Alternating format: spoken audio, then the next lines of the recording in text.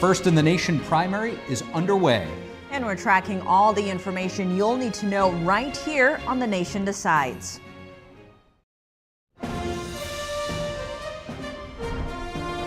This is NTD's The Nation Decides 2024 with Steve Lance and Tiffany Meier. And the polls are now officially closed in New Hampshire. Ballots for Republicans and Democrats are now being counted. With a caveat, votes for Democrats are purely symbolic. No delegates for them this year from New Hampshire. The story tonight is primarily about Republicans, with the DNC causing a bit of a stir among New Hampshire Democrats, which we'll be getting into in just a short while. But the question that remains to be seen, will Nikki Haley defy expectations, or is Trump going to leave New Hampshire undefeated this election cycle?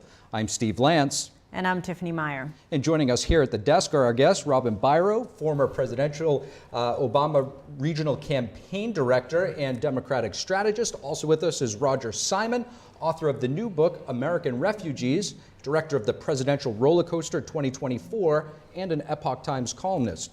We're glad to have you both here with us. We'll be coming back to you shortly. But first, here to get us started tonight is NTD's Iris Tao, who's in Nashua, New Hampshire, where former President Trump's watch party is taking place. So Iris, give us an idea. What is the energy like there? What is happening over there as we speak? Good evening to both of you. As you can see right behind me, actually the crowd is getting bigger and bigger and the music is playing as all of us wait for President Trump to arrive at his own watch party by his campaign here in Nashua, New Hampshire, where he's going to set to address supporters after results become more clear. We know that tonight is a big night for President Trump, especially as if he wins this primary in New Hampshire, he's going to be in a historically strong position for the nomination. In history, no non-incumbent candidate has ever won the Iowa caucus and a New Hampshire primary without winning the nomination. So tonight is a very decisive night as Trump vies for that nomination in the GOP. Meanwhile, he told me last night that he's expecting to win by big margins here, a lot over Nikki Haley, and also told me that it's up to Nikki Haley whether or not she wants to drop out. And actually just moments ago, he posted on Truth Social disputing Nikki Haley's claim that she's the better one here to beat President Joe Biden. Trump wrote in all caps that, quote, he got much better poll numbers against Biden than Nikki Haley, not even close. And just minutes ago, he also wrote that we're doing really well despite all of the Biden votes going for Haley. We know that Trump today actually said that it's a wild card factor where actually here independent and undeclared voters can actually vote in the GOP primary, unlike in Iowa. But that factor, a lot of the Trump surrogates were telling me that is actually showing more in Trump's favor. Some surrogates, including Carrie Lake and Vivek Ramaswamy, just told me right here at the watch party that they're seeing, according to exit polls, they're seeing a lot of the more moderate and even independent voters voting for Trump. And they say that that's an indication of Trump's potential victory in November. So a lot to watch for tonight as we wait for more results to come in this primary that Trump surrogates say would resemble a lot what's going to come in November. Back to you. Thank you so much, Iris Tao, with a live report on the ground at the Trump watch party. We'll be coming back to you shortly. And we've also got NTD's Chris Beers in the state. He's at the Dean Phillips watch party in Manchester, New Hampshire. Chris, how's the energy over there where you are? Hey guys, it's picking up here. The music is picking up. Everyone's getting excited. It's a very different kind of place. You know, the space here is about 20 feet by 100 feet. The number of press actually rivals the number of people in the crowd. You know, Dean Phillips is a candidate who's polling in about the single digits nationwide. He's in the teens here in New Hampshire. And of course, we'll have lots of updates about his campaign throughout the night. But first, I want to talk about the conflict between the Democratic National Committee and the state of New Hampshire. Basically, the DNC wants South Carolina to be the first primary state in the country. But the state of New Hampshire has it written into its own law that it should be the first primary state in the country. So what this means is that Joe Biden will not be on the ballot here, and that voters voting in the Democratic primary their vote will not be counted. This has led, obviously, to a lot of conflict. Campaigns here calling it voter suppression. But let's hear what the voters themselves have to say about it. What do you think about the fact that Joe Biden won't be on the ballot? I wish he was on the ballot. I wish that the Democratic National Committee hadn't made the choice that they made. But New Hampshire's law is New Hampshire's law, and New Hampshire's primary by statute in New Hampshire comes first. And I think that's where we should be, because frankly, this is the only place where in the country where the candidates have to meet people face to face, one-on-one. I mean, I think you've even seen that more so with Donald Trump, who traditionally has had large venue events. And now that he has a two-person race, I think he's gone to smaller venues. Didn't like it at all. Felt disrespected. That's a big mistake on his part. But, I mean, who's going to run against Joe? I mean, he has the nomination, so it's a 100-year history here in New Hampshire. Like, we have been the first in the nation, and it's not like we're radically one way or the other. Like, we're pretty libertarian, so it was a stupid move, I think, on the president's part. And yeah, but anyway, what are you going to do? Oh, well, I'm disappointed in the DNC and what they've done, but I think that there's a possibility we can get it back. I can understand why they decided to respect the decision that New Hampshire was no longer number one, but we certainly are not representative of the United States in terms of population and demographics, and I think there probably are other states that are better representatives. I mean, I understand why he was why he went with South Carolina and all that. I think I understand, but again, it's a sense that like New Hampshire isn't important because he didn't, he thought that South Carolina was going to be the first in the nation. So if that's what counts, that's pretty sad. It's crazy. Well, he'll be on the ballot in November, so that's all that matters right now. Hey guys, one of the things we're seeing here is that people across the board are just unhappy about this decision by the DNC. These people's votes are not going to be counted. If I had my vote not counted, I would feel a certain way. Republicans, Democrats, Independents, New Hampshire has this history of being the first in the nation like that, and they're just really disappointed. It seems to be a pretty bipartisan issue. Back to you. Chris, thank you for that report. And now to our in-studio panel, Robin Biro, Democratic strategist, and Robert Simon, author of American Refugees. Right off the top here, guys, obviously this is a big issue. I want to play some sound here of Democratic candidate Dean Phillips about the DNC in New Hampshire, the dispute earlier today. This isn't the practice of democracy that I really am trying to impress upon Democrats, that we should not have a coronation, we should have a competition. And I hope you're telling people also the truth that my party is suppressing voters here. You know this, I hope. You're talking about the DNC letter. The DNC has sent a letter to the state here, the New Hampshire Democrats, saying that this is meaningless, despite having a massive write-in operation. Robin, I want to start with you. One of the voters we saw there exiting the polling station, pretty much saying that Biden is all but going to secure the nomination. Could this move potentially come back to bite the Democrats in a general election if they disenfranchise and some of the Democratic voters feel as such?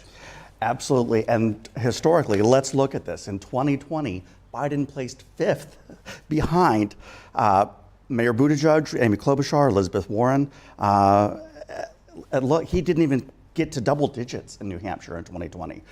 So, he's not highly favored there. So this could actually really change things tonight as far as the trajectory of his campaign. Now, by the laws, they haven't been able to actually really have a robust write-in campaign. The DNC hasn't pushed it, neither has the Biden campaign. This is being run by an independent outfit. I don't know how this is going to go.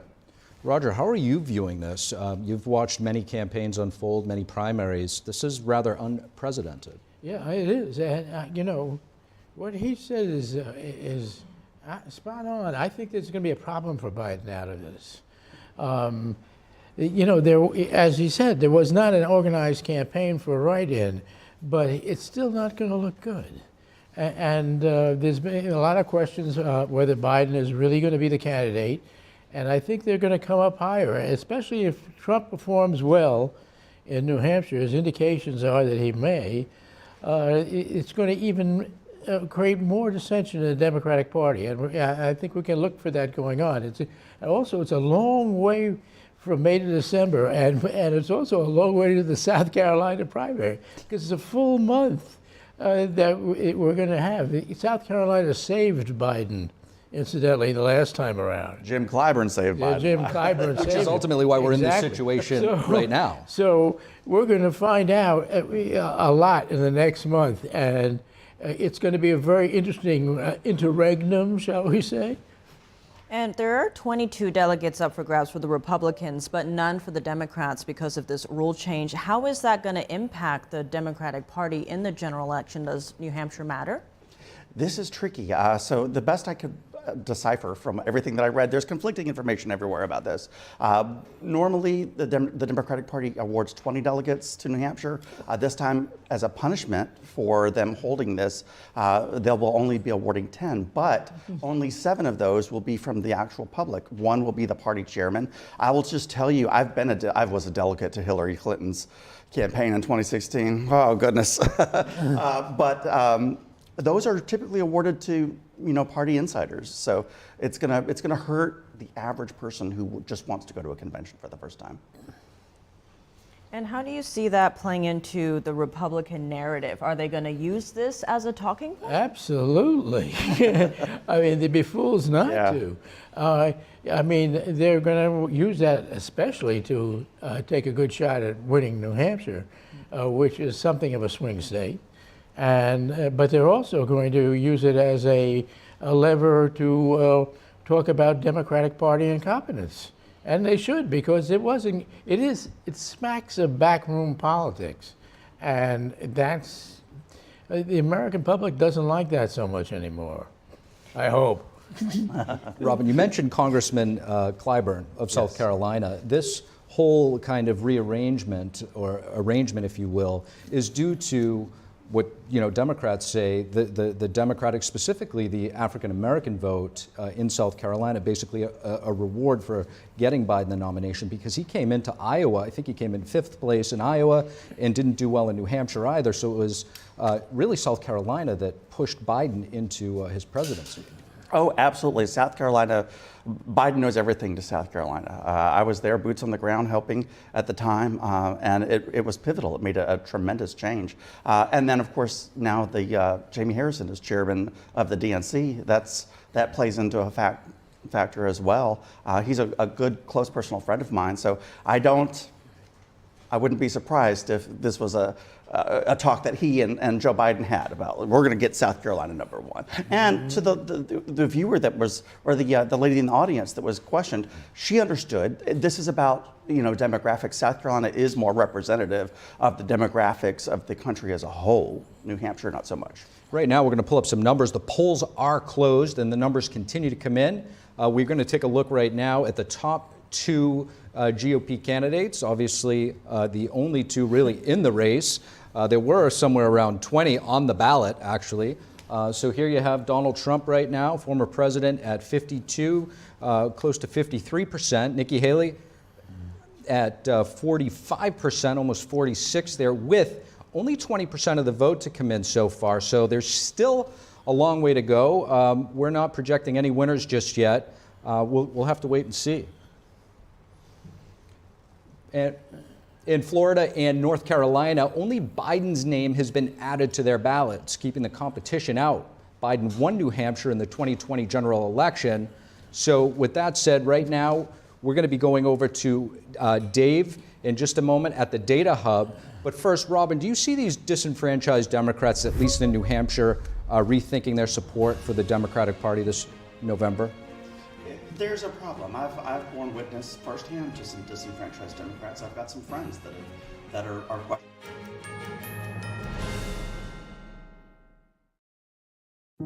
these kids grow so fast. Cherish every little moment you get with them. Tyler, he's 10, and little Daryl, he's 12. Being a single dad, it is hard, really hard. I've been there since day one. I know how it is, not to have nothing. I don't really get paid much. There's been times I went hungry, made sure they ate. There ain't a thing I wouldn't do for them. Millions of our neighbors are facing hunger. Rising food prices are making it tougher to put food on the table.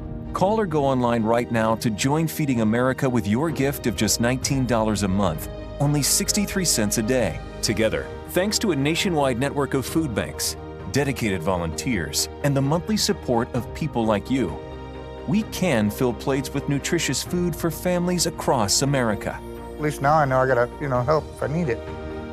1 in 5 children face hunger in America, and food costs are rising. We are getting closer to the day when no one in America faces hunger, but we can't do it without you. Call or go online now.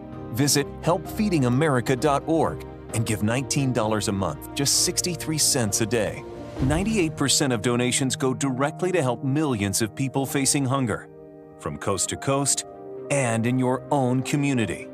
And when you use your credit card, you'll receive this exclusive canvas grocery bag to show you're a part of a movement working together to ensure that everyone has the food and resources we all need to thrive.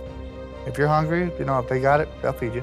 People just gotta realize, places like this do exist that will help you. Please call now or make your monthly donation at helpfeedingamerica.org. Working together, we can end hunger in America. The tempting online world is encroaching on our campus. Is unplugging cables and confiscating phones the solution to protect our children? No, we just need a clean multimedia platform. Join Ganjing Campus to leverage premium channel features, professional development courses, and kindness event toolkits tailored for teachers. Build a truly positive and interactive classroom community. Foster a pure and delightful learning environment for children. Can't believe you're doing this alone. I've done it before. I remember you threw your back out. How you holding up? Hand me that board. Nothing wrong with getting help. I'm good. I did it when Felicia left. I'll figure it out. I know you will, but you don't have to do it alone. That's all I'm saying. If I promise to look into it, will you drop it and help me build this fence? Now you need my help. It can be a real pain sometimes, you know? Mm-hmm. If you or a veteran you know needs support, don't wait. Reach out. Find resources at va.gov/reach.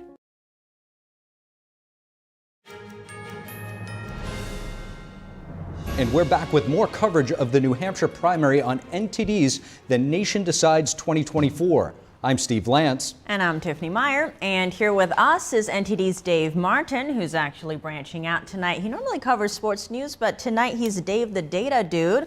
So on that note, what do you have planned for us? Tiff, I've got lots planned for you. Let's head over to the touch screen right over here and take a look at New Hampshire. Now, as you can see, this is New Hampshire. These are actually cities and towns. This is not by county. There's actually 10 counties in this state.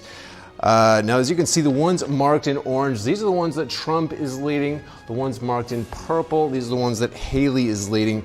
Now, as far as population, most of this is in the southeast part of the state. This borders Massachusetts. You've got some coastline here. Boston would be right down here. Now, the northern part is the more urban part of the state. Now, you would think Trump would actually have more support in these kind of rural areas as opposed to more populated places. But actually, in 2016, Trump did well really all over the entire state here.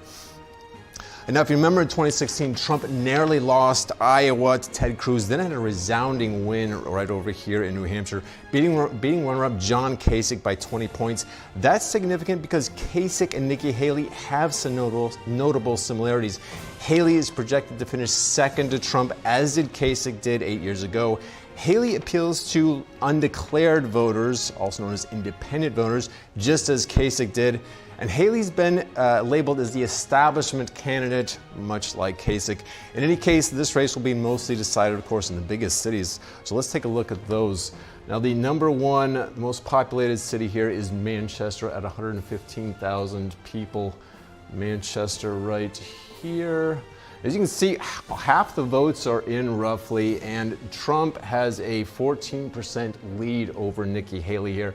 Now, 8 years ago, he won this by 20 points. It was a resounding victory then. Let's look at number two. This is Nashua. Nashua, 90,000 people in this city. Trump won this one also by 20 points 8 years ago. As you can see right now, boy, he's got a narrow 4.5% lead. A little over half of the votes are in right now, so it's a very close race there too. Now let's look at the third most. This is the capital right here, Concord. Look at this. Trump, this is a lot closer in 2016. True, Trump won by 6 points over Kasich. Right now, Haley is leading. 97.5% of the votes are in. She's got a 7-point lead. That one, I would say, we can already call for Haley. Now, that's where we're at right now. We'll keep you updated periodically, but for now, let's go back to the desk. Dave, thank you for that, and we'll be coming back to you very soon. But now back to our guests, Robin Biro and Roger Simon. Now, actually, looking at multiple polls, the margin between Trump and Haley has been the smallest in New Hampshire, albeit still pretty wide. Let's actually bring up some of that. We have the Suffolk University poll that was conducted just yesterday. Now, Haley has been trying to win over anti-Trump Republicans and also moderates, and she is successfully pulling in some of them, but how sustainable is this? Does she need the MAGA voters? Robin, let's go to you. The polling shows exactly that. Right now, she's getting about 71% of moderate votes. Robin, I'm going to just have to interrupt. We're going to go to a feed. Nikki Haley is speaking right now. We're going to bring that feed in on Reuters. We'll get right back. Blessings is to give back. Thank you, Mom and Dad. I love you so much.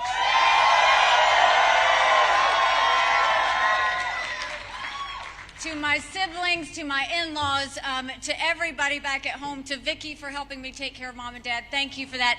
You know, I will tell you, it feels like it's been a lifetime, but it has been almost a year that we've been campaigning in New Hampshire, touching every hand, answering every question, being the last person to leave. And we had the most amazing thing happen is the second that we got the endorsement from Governor Chris Sununu.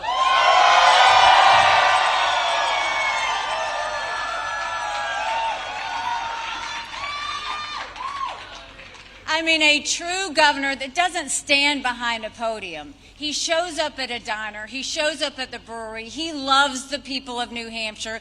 He has been with me every single day at every single event. Chris, I couldn't have done it without you.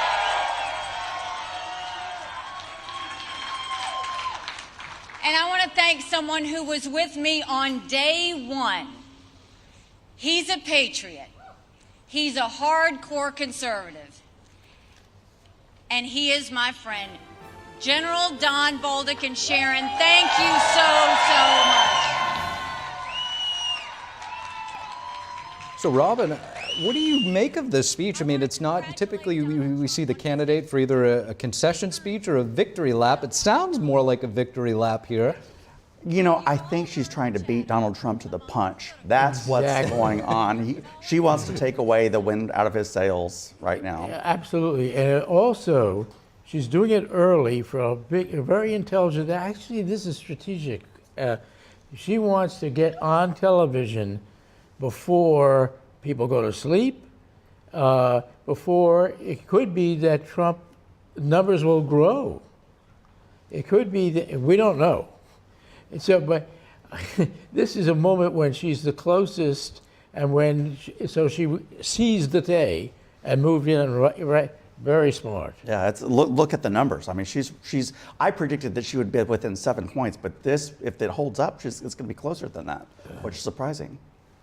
In the polling, you know, one of our guests on the previous coverage was Robert Cahaley at Trafalgar Group, and he says when it comes to polling, senior pollster there, he says when it comes to polling, New Hampshire is very, very difficult to poll. And we asked him why. He said that's because they lie to him there, but I don't know. Well, that's probably true. It's a thing. But you know, so the polling, who knows what's going to happen? But right now the numbers don't lie. It's still early, but like you said, it's very close.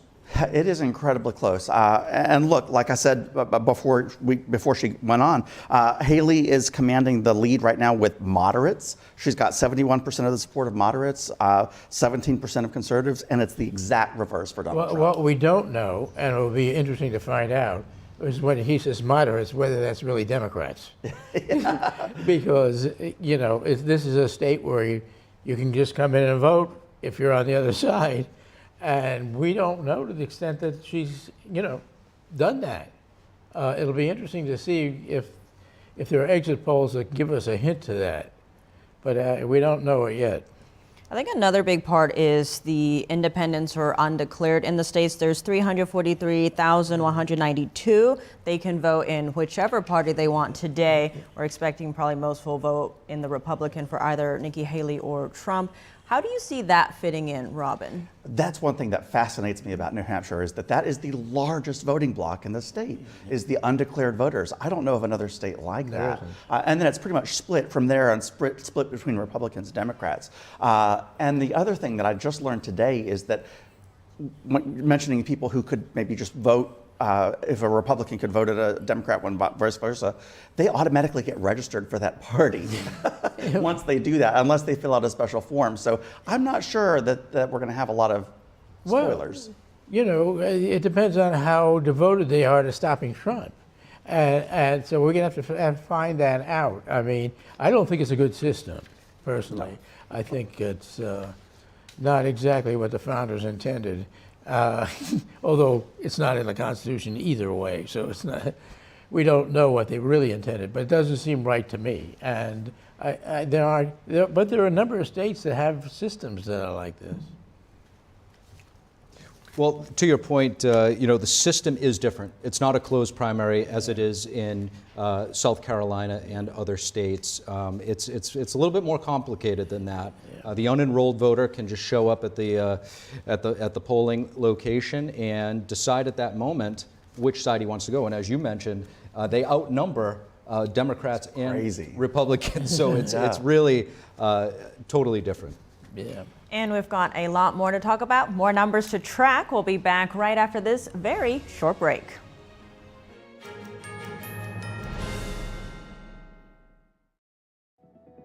Do you feel the bills getting higher and higher every time you check out at the supermarket? Do you feel your monthly discretionary money has decreased, although your income increases yearly? Inflation is eating away at your wealth. Digital wallets and central bank digital currencies are destroying financial privatization. Only gold and silver are constitutional forms of money. Our privacy was to be protected against unlawful search and seizure. Midas Gold Group will help you take control of your finances and protect your wealth and your privacy. Pulling money out of the corrupt banking and investment system is a way to privatize your finances as the elite push us towards digital wallets and central bank digital currency. Protect your wealth with real money. Deal with the best. Midas Gold Group, a proud America First company. MidasGoldGroup.com. Car breakdown is no joke. With parts, labor, and towing, you could be looking at thousands of dollars in bills, darlings. That ain't funny. If your vehicle's out of warranty, it's not a matter of if, it's when your car will break down. Unless you call CarShield, America's most trusted auto protection company. Plans cover up to 5,000 parts and systems and provide protection anywhere in the country with a mechanic or dealership you choose, all for just one low monthly payment. And with the CarShield guarantee, your rate never goes up and your coverage never goes down, no matter how many claims you have. That's money in your wallet. Don't pay full price for an expensive repair bill when you could be covered. For CarShield administrators to save us over $1,000, that's money that I could take and plan my next vacation. CarShield helped me save over $3,600. Plans through CarShield can protect most major parts and systems in your car, including the engine, transmission, entertainment system, computers, electronics, and more. For dollars a day, your plan could save you thousands the next time your car needs a repair. The stressful situation that we thought we were going to have was not there. CarShield administrators took care of everything for us. If our car breaks down, CarShield administrators have our back. CarShield's coast-to-coast protection also includes 24/7 emergency roadside services. That means help with lockouts, flat or damaged tires, even towing. When you've got a plan through CarShield, you're only one call away from their best coverage yet.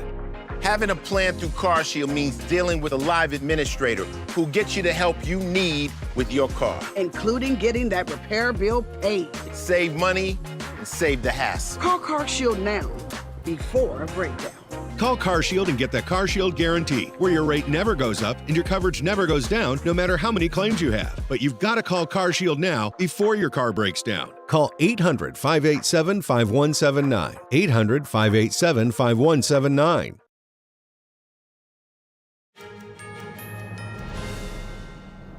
And welcome back. I'm Steve Lance. And I'm Tiffany Meier. Now, before we check in on our reporter in New Hampshire here at the desk, we've got new guests, Mayor Christine Serrano-Glasner of Mendon Borough, New Jersey, as well as a U.S. Senate candidate in the state. And we also have Lieutenant Stephen Rogers, former Republican campaign advisor and former New Jersey gubernatorial candidate, or Captain America, as we call him. We'll be coming back to both of you shortly, but let's first go to NTD's Iris Tao. Or actually, nope, we're going to NTD's Chris Beers. Chris, what do you have for us? Hey guys, yeah, the mood is getting more intense here. There's more people in the crowd. The numbers are challenging the number of reporters.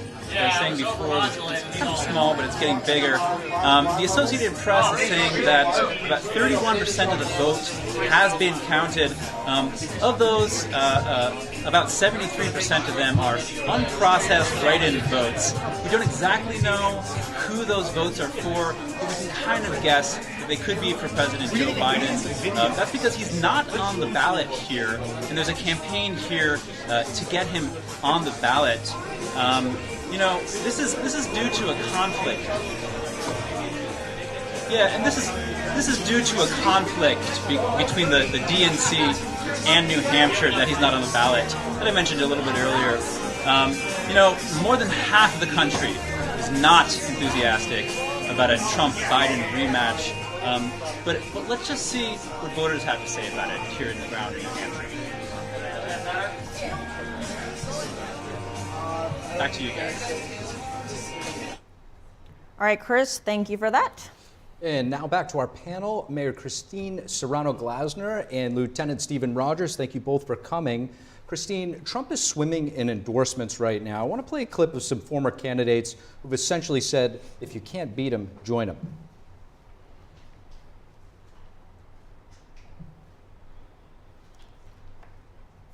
It looks like we're going to bring that up for you guys in just a moment. At any rate, you know, how big of an endorsement is Senator Tim Scott of South Carolina, Nikki Haley's home state? She actually appointed the senator to his position back when she was governor. Well, it's significant. The fact that he was running and he said, I know that President Trump is the better man and the candidate that really needs to lead this country. It was logical that he would step out and he would get behind President Trump. That's important, and it shows people in South Carolina that South Carolina needs to stick with Trump, and they will. He's already quite far ahead. I think he's, I think it's 50 to 30, something like that in South Carolina right now. And that is exactly where it's going to go. And it's going to go for Trump. And thank you to Tim Scott for, you know, lending his endorsement. Lieutenant, it wasn't just the senator. At one of the rallies over the weekend in New Hampshire, the former president brought in a plane load of South Carolina members of Congress, the governor, and others. How big of a blow do you think this is to Nikki Haley, considering they all come from her home state? Steve, the biggest endorsement Donald Trump received is from the American people. The American people are behind him on his left side and his right side and in front of him leading the charge. We saw that happen in Iowa. We're seeing it happen tonight in New Hampshire, and we're going to see it sweep across the country. The American people have endorsed Donald Trump to be the next president of the United States. Nobody could do better than that. On the note of endorsements, another former challenger to President Trump was Vivek Ramaswamy. Now, Trump has actually said that he could be getting a cabinet position potentially. Now, part of what made Ramaswamy a unique candidate was how he was reaching out to the younger voters. He even got some flack for using TikTok, especially as every candidate seemed to want to out-hawk, China-hawk each other. But how beneficial could Ramaswamy be to Trump in this race if he potentially becomes VP?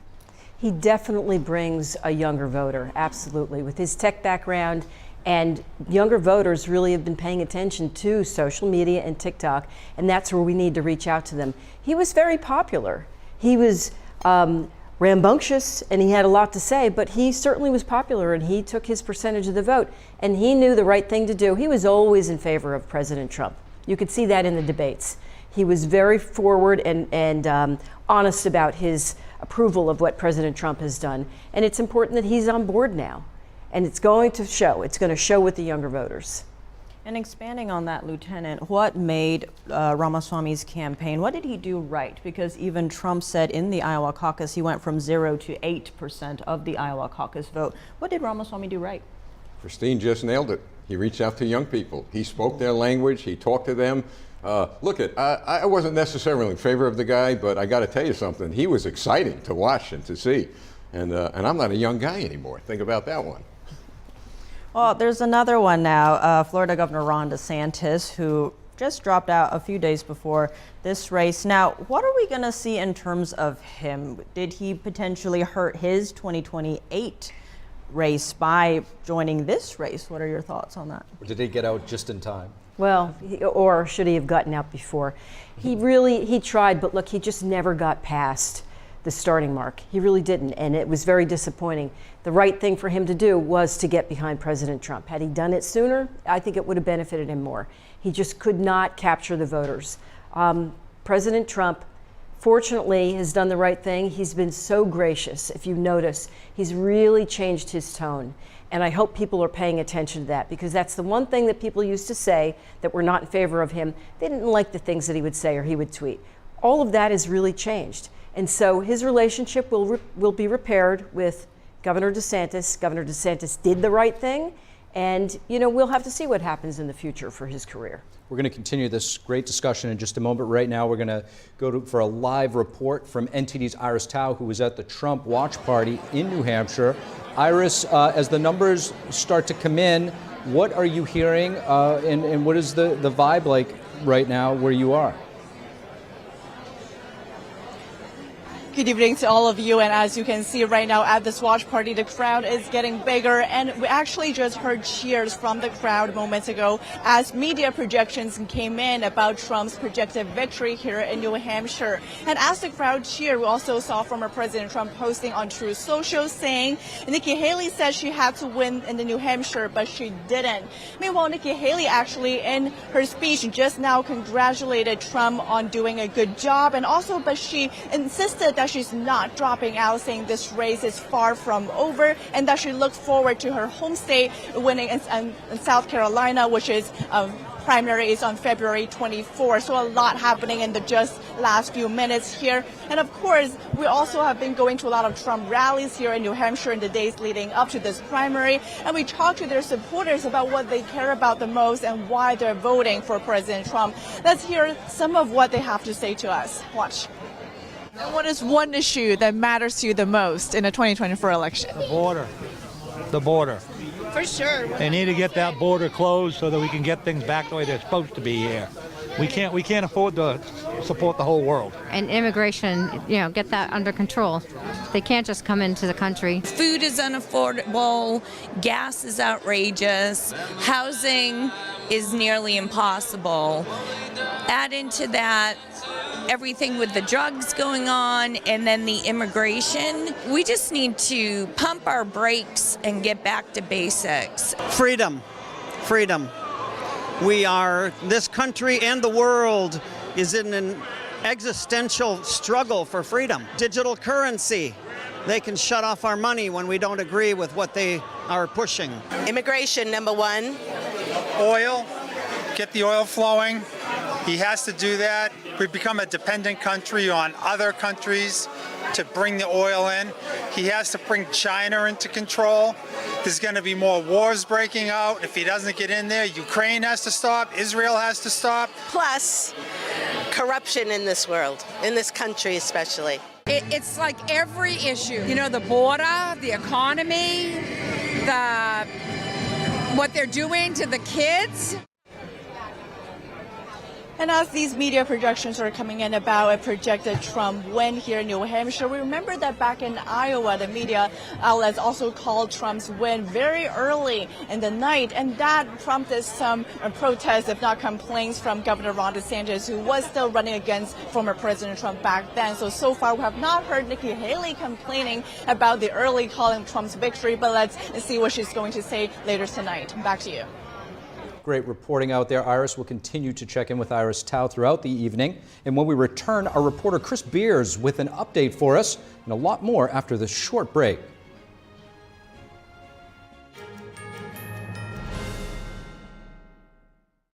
be screwed by lesser spine institutes who bait you with minimally invasive procedures. Then switch to screws, rods, disc replacements, and hardware. At Bonatti, no metal hardware fusions are ever used. Bonatti invented the precise tools necessary to minimize surgery, scarring, anesthesia, and recovery. So successful are the Bonatti spine procedures, they consistently reflect 98.75% patient satisfaction. Over half our patients have suffered from failed back and neck surgeries at other facilities. Bonatti succeeds where others fail.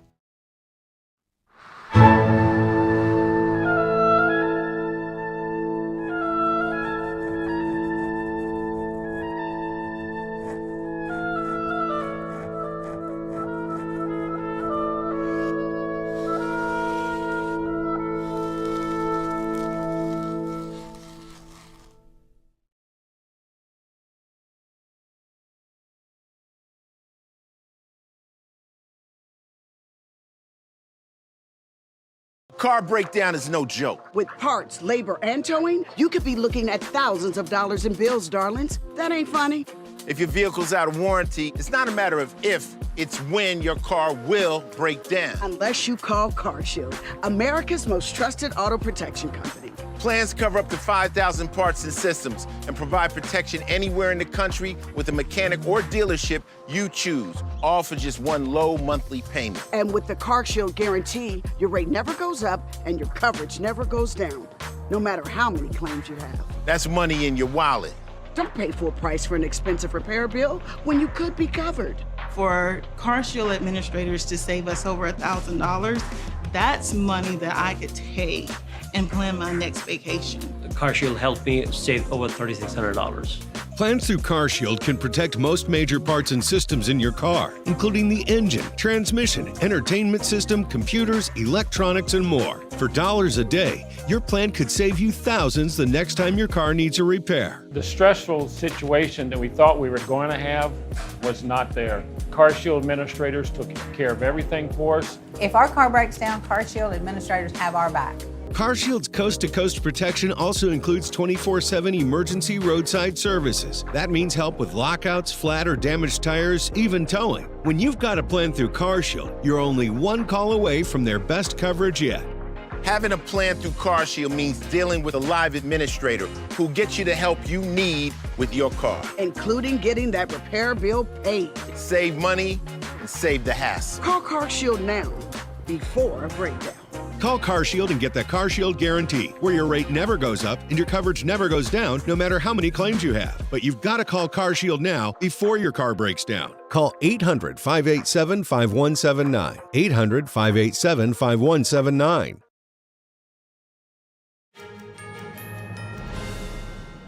And welcome back to our special live coverage of the First in the Nation primary. I'm Steve Lance. And I'm Tiffany Meier. We've got Chris Beers connecting with us right now. Chris, what's going on out there? Give us an update. Hey guys, yeah, it's getting exciting here. The crowd is getting bigger, and Dean Phillips is just beginning to speak. We're expecting to hear a lot from him tonight. We'll be able to report to you what he said earlier, what he said later on tonight. This race comes at a time when most Americans, the majority of Americans, do not want to see a former President Trump, President Biden rematch. But, let's hear what voters have to say about 4 more years of President Biden. 4 more years of President Joe Biden. What do you think about that? I think he needs to have some strong people around him. I'm not happy about either Biden or Trump. I hope Nikki wins, but that will take an act of God, which that's happened before. Sure. And why aren't you happy about that? The divisiveness. Both candidates are super divisive and could really use somebody who can work across the aisles and who's younger. Like, let's face it, everybody knows 80-year-old guys are. I mean, I'm 60 and I don't feel like I have full capacity. So 80, they shouldn't be at the helm. I don't want to face that either, but I think Nikki Haley would do a good job. Not very enthusiastic. I mean, he hasn't seemed to do anything one way or another. So, 4 more years of not much doesn't sound good to me. I think it's the safest option. I can live with that. Yeah, I think that he actually has done some major accomplishments that we're not feeling yet. I think his age is a factor. I think he's done his best. I don't envy anybody that job. I'd rather have somebody like, somebody younger, somebody like Jason Crow or something like that, who's not connected to any. Hey guys, regardless of what people think about 4 more years of President Biden, we just heard Dean Phillips congratulate President Biden. He's saying that, Biden won the New Hampshire primary here. We'll probably see Biden on the ballot. He's polling at about 75% nationwide, at about 60% here in New Hampshire. New Hampshire, this gap between Biden, between the nation and New Hampshire can be explained by, the fact that New Hampshire voters are a little more independent-minded. It's a live free or die state, so they're more kind of open to newer, more experimental candidates like Dean Phillips. He's campaigning on this progressive ticket. He actually sent out text messages to former Bernie Sanders voters, trying to appeal to them. But that's all I have for now here in New Hampshire. Back to you in New York. Chris Beers at the Democratic candidate, Congressman Dean Phillips watch party there. Thank you, Chris. And let's go to the Data Hub now for some touchscreen fun. Dave, what do you have for us? Welcome back. I've got some updated numbers, but first, let's take a look at Salem. Now, this is a town of approximately about 30,000 people, but it's an interesting one. Trump took this town by a wide margin in 2016, nearly 40 points. It was a huge win. But Salem is also notable because Governor Sununu is from there. In fact, his whole political family is from there as well. But he's endorsed Haley. I mean, she's had him on her campaign trail in New Hampshire. The question is, will it make a difference? Unfortunately, we don't have the data in yet, but this is something we will keep an eye on for sure. Let's take a look at those most populous cities again, starting with Manchester. This is 115,000. Now, Trump, he won this by 20 points 8 years ago. He's got a 15-point lead there right now over Nikki Haley. A little over half of the votes are in, so this is somewhat the same anyway as 8 years ago. Let's take a look at another one. This is Nashua, 90,000, second most populous city in New Hampshire. Sorry, that's Wyndham. Let's look at Nashua instead. This is Nashua right there. There we go. Nashua, 70% of the votes are in approximately. Trump has a 7-point lead over Haley right there. That's another big race to be following. And let's also look at Concord, the capital. Haley has a 7-point lead. This one, Trump actually took this one 8 years ago over Kasich. He won it by 6 points. It was a pretty slim margin there, but this one's 98% of the votes are in, so it looks pretty definitive. That's actually where we're at now. We'll continue to keep you updated periodically, but for now, let's go back to the desk. And Dave, thank you for that update. And back now to our guest, Christine Serrano-Glasner, Mayor of Mendham Borough, New Jersey, as well as U.S. Senate candidate and Lieutenant Stephen Rogers. Thank you both for joining us here. Right now we're seeing, Christine, this post-Iowa caucus torrent of endorsements that we were talking about for Trump, mainly about killing potential Nikki Haley momentum in New Hampshire. How significant do you think these endorsements will ultimately be? And folks like Senator Marco Rubio, obviously in Trump's camp, waited until a certain point in time. What type of strategy do you see behind that? Well, for New Hampshire, obviously, the early endorsements, I think, have made a huge difference. And this is why he's winning New Hampshire. This is why he's going to win New Hampshire. Nikki Haley did have Governor Sununu, but a governor in their own state is not always as popular as people think they are. They don't always bring voters to the table, and I think that's going to be the case tonight. Very interesting little fact, Donald Trump will be the first person in history to win New Hampshire 3 times. First person. I mean, that's incredible, right? And that says something about where the people are, where the American people are right now, and what they're looking for their future. I want to touch on that aspect of voter turnout. You just mentioned Trump's history right there, right? Now, we have a poll from USA Today and Suffolk University that found 44% of GOP primary voters were, quote, very enthusiastic about Trump. feeding into the turnout that you just mentioned. Only 18% of Democratic primary voters said the same about Biden. How do you see that playing out in terms of not just this election, but the general election? There's no doubt in my mind that because of what we've gone through under the Biden administration, that independents, Democrat conservatives, and obviously Republicans are going to go all for a Republican candidate. In this case, it'll be Donald Trump. And the down ballots, very important. You're talking about the Senate, you're talking about the Congress. Look, when I was on this broadcast during the Iowa debate, I believe, and I'll repeat what I said before, the American people want stability. They want to know they can wake up in the morning and have a stable government. When Donald Trump gave that speech after the Iowa victory, it was one of the greatest speeches he made. He was talking unity. He was bringing people together. If he stays on that theme, as Christine said earlier, you're going to see lots of Democrats defecting and going Republican.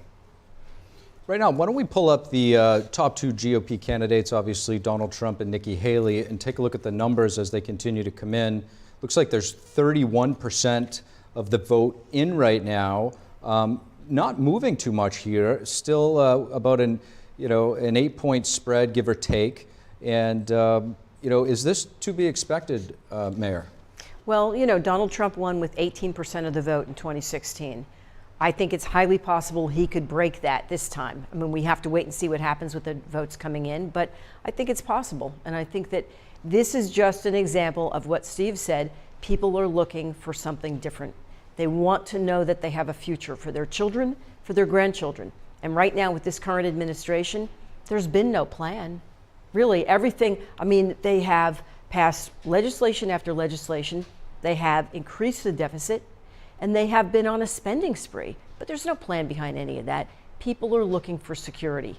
They're looking for safety, and they're looking for a future. And so this is a result of that. That's what you're seeing right now in New Hampshire. Lieutenant Rogers, if things stay as they are now with Trump up by about 8 points, do you think this will ultimately be enough for Nikki Haley to concede and endorse former President Trump? In my mind, it is. I mean, when we saw the a massive victory he had in Iowa, we're going to see a victory tonight for the good of the country. These politicians make me laugh. I'm running for the good of the country. Well, if Nikki Haley wants to do what's good for the country, in my view, after tonight, I think it's time to hang it up and get with the American people, get with them. Let's get President Trump reelected. And on that note, we have a lot more coming up, an on-the-ground update that you don't want to miss, so don't go away. We'll be coming back really soon.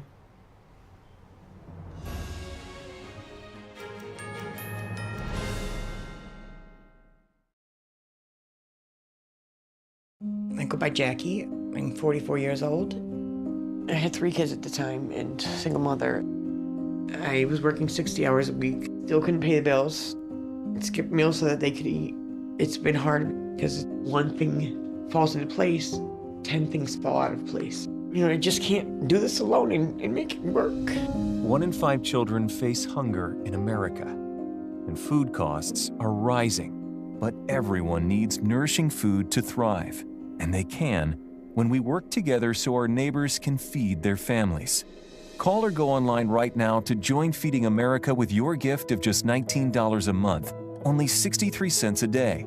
Together, thanks to a nationwide network of food banks, dedicated volunteers, and the monthly support of people like you, we can fill plates with nutritious food for families across America. One day my mother came over to my house and said, "There's a meeting at the pantry." I said, "Okay." And I went. There were some ladies in there. They were from the food bank.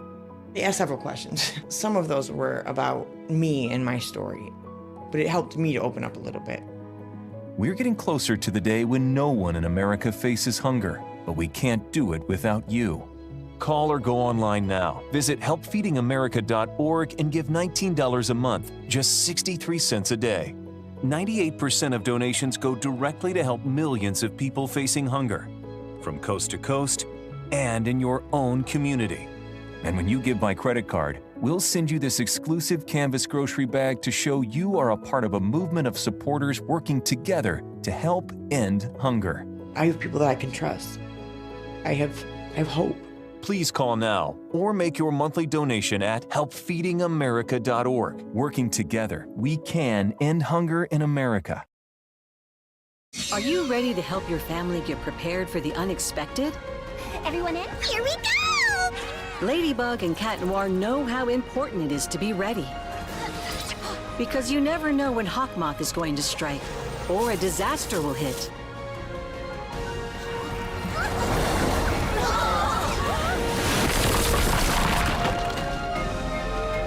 Go, Rose! And you don't need miraculous powers. Just put those planning skills you already have to good use. Know who to call, decide on a safe meeting location, and create an emergency preparedness kit. Make a plan that will help you and your family be ready when emergencies happen. Ready Kids can help. I'm coming to save you! Get started at ready.gov/kids.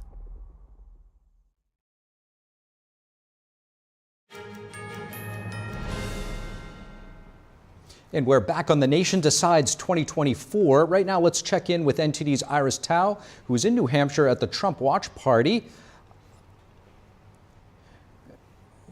Okay, Iris, we'll be checking in with her shortly, but right now we'll go back to our panel, Lieutenant Rogers, Robin Byro. Let's talk about the numbers here. We're seeing not as much of a blowout as a lot of those polls were telling us. So with an eight point spread, do you see any new pathways for Nikki Haley? This is so tough. And look, I grew up in South Carolina. She was my governor for a number of years, and it kind of breaks my heart. I'm a true blue Democrat, but it breaks my heart that she's heading into South Carolina down for the count. I don't think she's going to win the Palmetto State.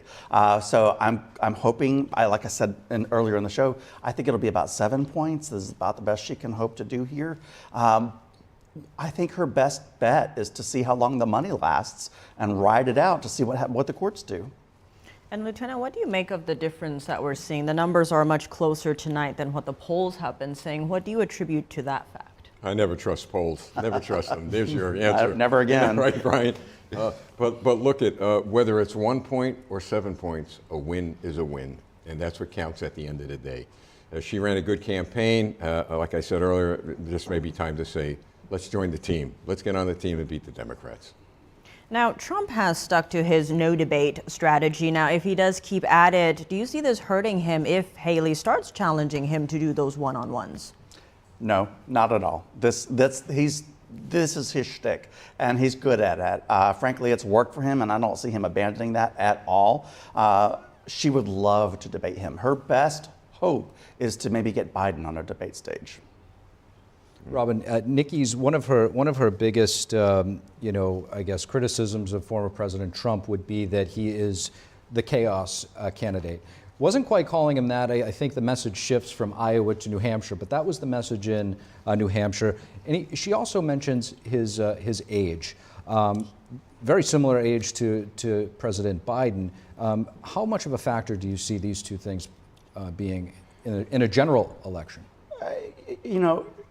I'll be honest with you. In a general election, she's the best bet the Republicans have to beat Joe Biden. I'll be completely honest with you, because she attracts so many moderate voters.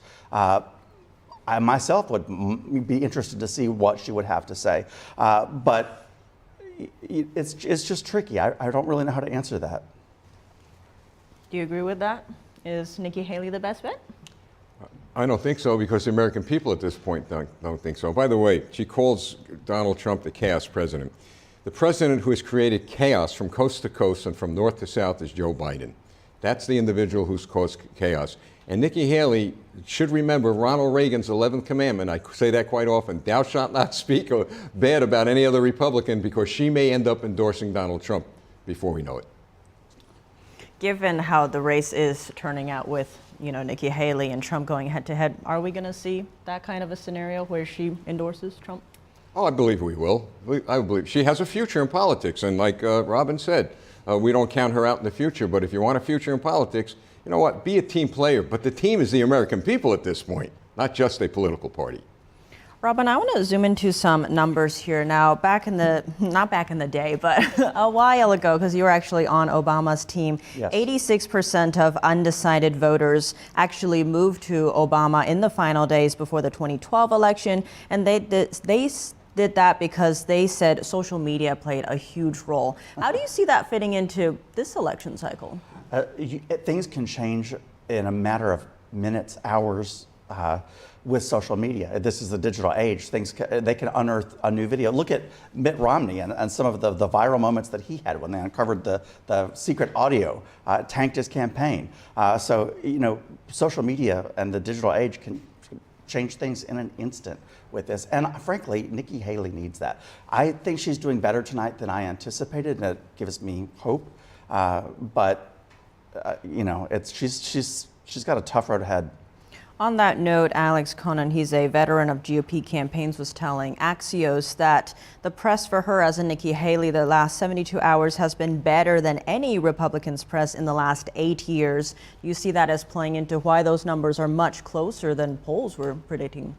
Yes, she's gaining momentum from positive earned media. Anyone running for office depends on earned media. She's getting that right now. She was smart to stay in the race as long as she has, and as long as there is money, I think she should stay in there just to see what happens with the court cases.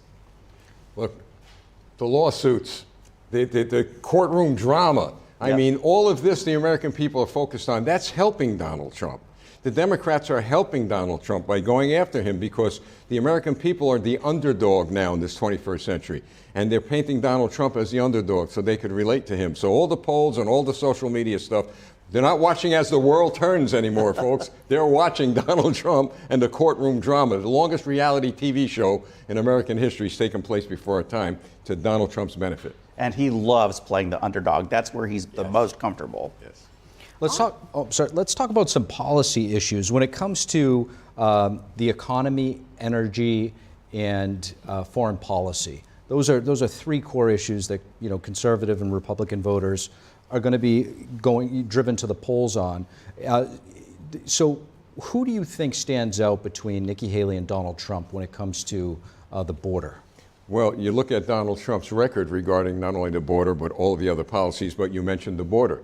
He was talking about building the wall. He was talking about catch and deport, not catch and release. Every promise he made with regard to the border and foreign policy, he absolutely kept his word. Now she was ambassador to the UN. I wasn't too thrilled about her kind of appeasing China, if you will. Not much about the wall when she was UN ambassador. So at the end of the day, I think it's hands down, he's the foreign policy guy. We'll be back with our panel in just a moment. There's still so much more to cover. Dave's been over there cooking something up at the Data Hub. We'll be back shortly to see what he's got.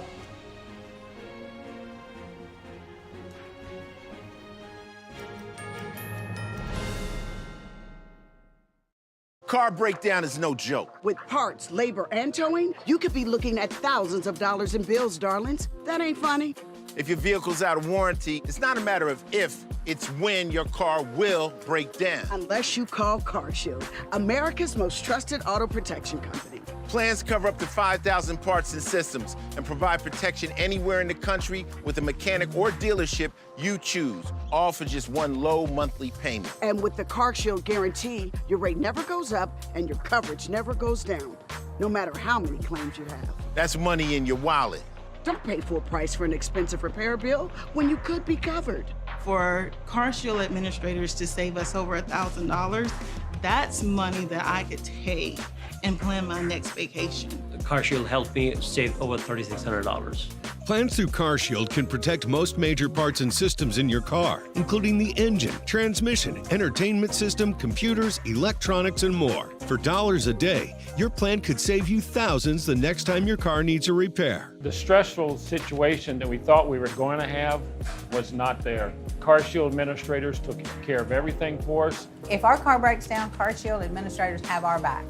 CarShield's coast-to-coast protection also includes 24/7 emergency roadside services. That means help with lockouts, flat or damaged tires, even towing. When you've got a plan through CarShield, you're only one call away from their best coverage yet. Having a plan through CarShield means dealing with a live administrator who gets you the help you need with your car. Including getting that repair bill paid. Save money and save the hassle. Call CarShield now, before a breakdown. Call CarShield and get the CarShield guarantee, where your rate never goes up and your coverage never goes down, no matter how many claims you have. But you've got to call CarShield now before your car breaks down. Call 800-587-5179. 800-587-5179.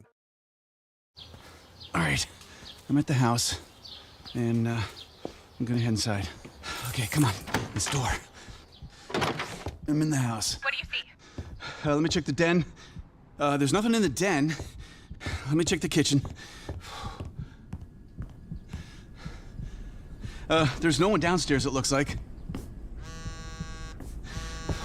Wait, what was that? I don't know. Let me head upstairs. What do you see? What the? Did you shut this bathroom door? No. Oh, What? It's not here. What do you mean? The gun's not here. What? Where is it? Oh my God. What's going on? Cam. Oh my God, what's going Cameron, are you in there? Open the door. Cam, please, please, open the door, Cameron. Come on, Cam.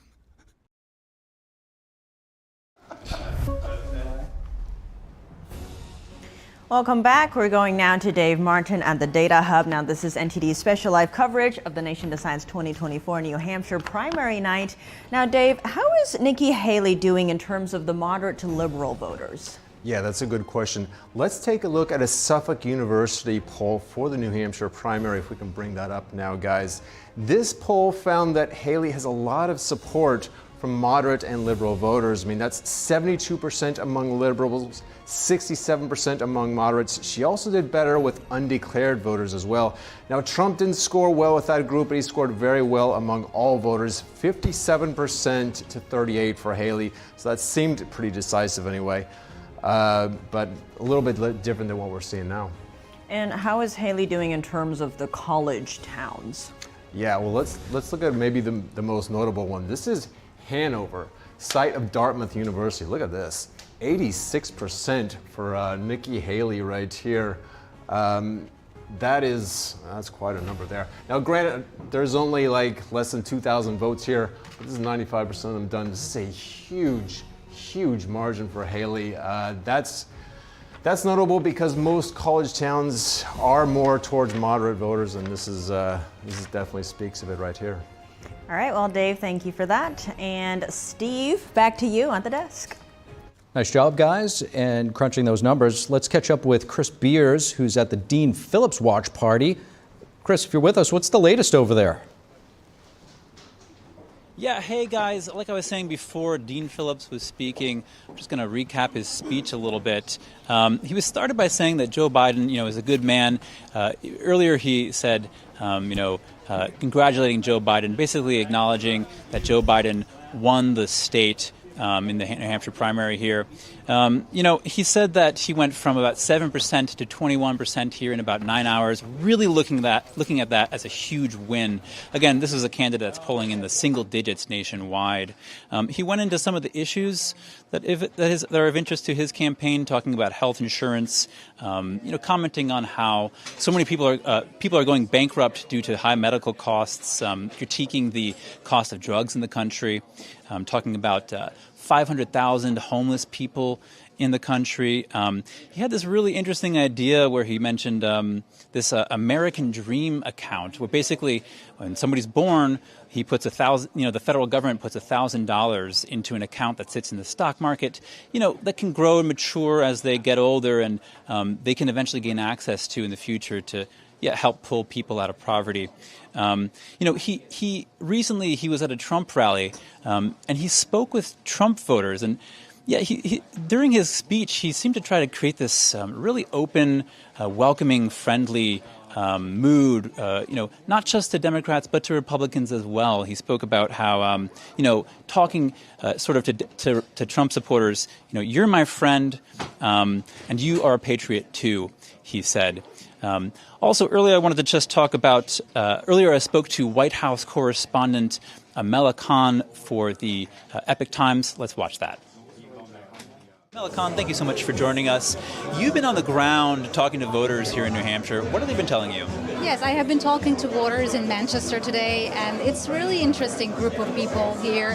They are concerned about President Biden's age, and they're also concerned about border.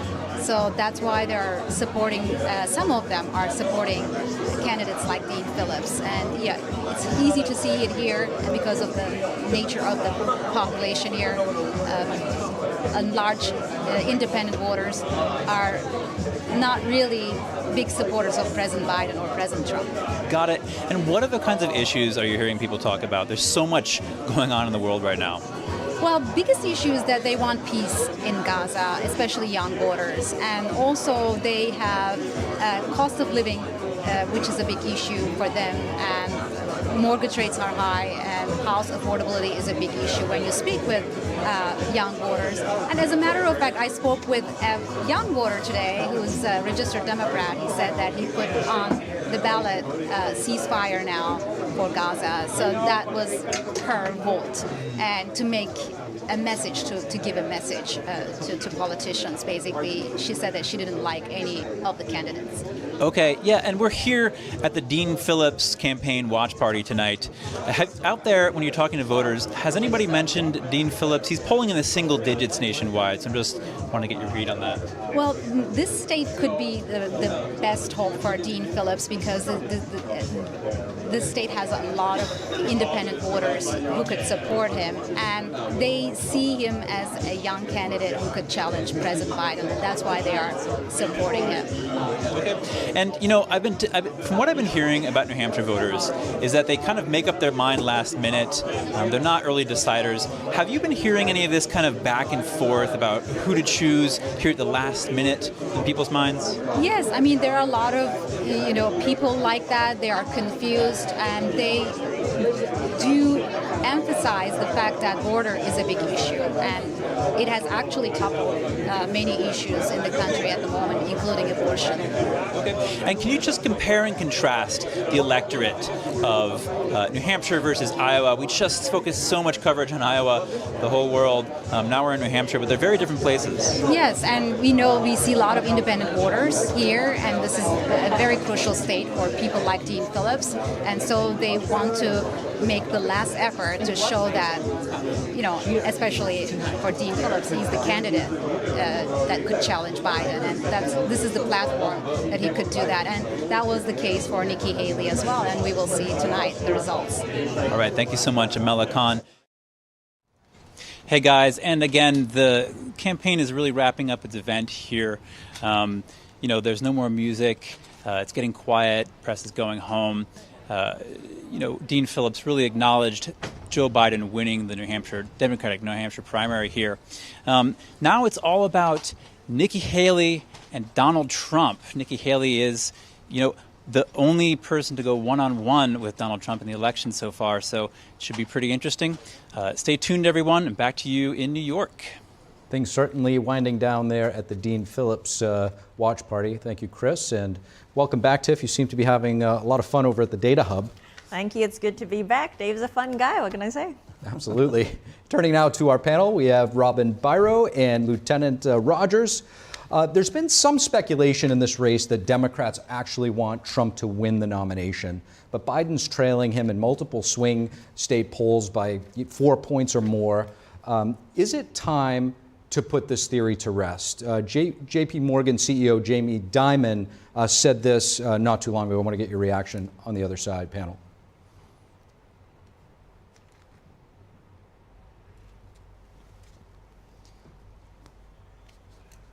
Okay, so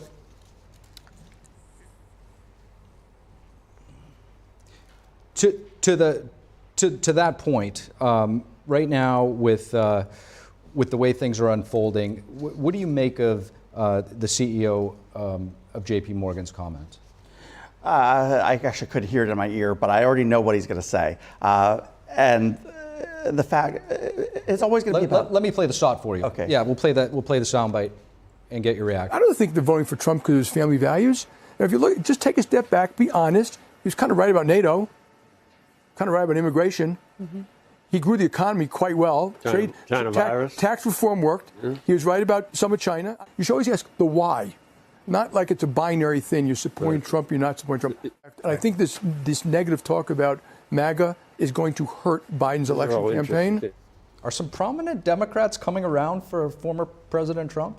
No, I don't believe that to be the case at all. At the end of the day, Donald Trump is always his worst enemy, and it's his mouth, and that's going to be what my party is hoping will tank his campaign in the general election, because I do anticipate him being the nominee. Let's face it. This is a real truth talk here.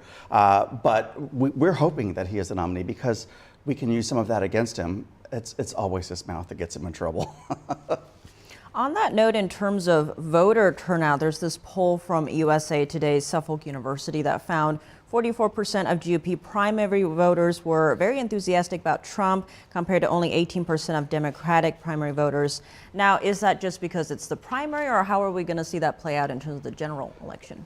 My biggest concern for the general election is the fact that my party, the Democratic Party, has lost a huge amount of support from the black community. And I see that all the time, especially in Metro Atlanta, where I live.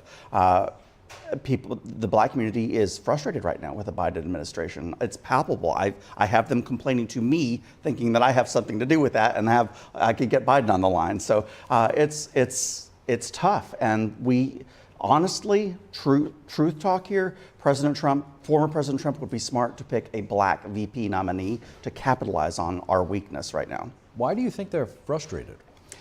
I can't exactly. They say that Biden hasn't done enough for them specifically as a community, and I can't really tell what they mean by that. And there was leaked audio, if you remember, the leaked audio of there was like a Zoom call that he had with a bunch of black faith leaders, where Biden was said, "Look, I've gone to bat for you guys. I've done this and this and this and this."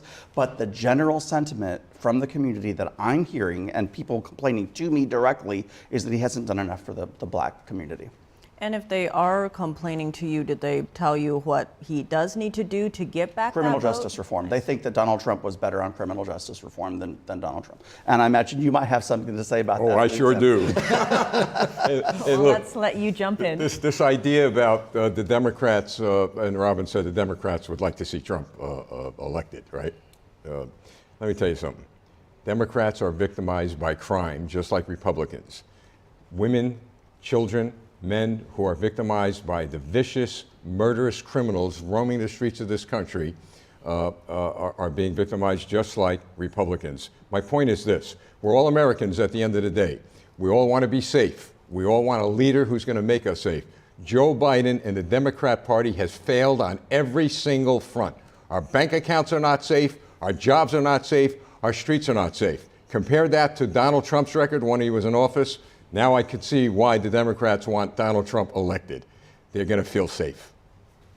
Now, what about Nikki Haley's comments that we need a generational change, that both of these leaders would be too old? How do you see that fitting in? Who would be the Democratic nominee that's younger in that case?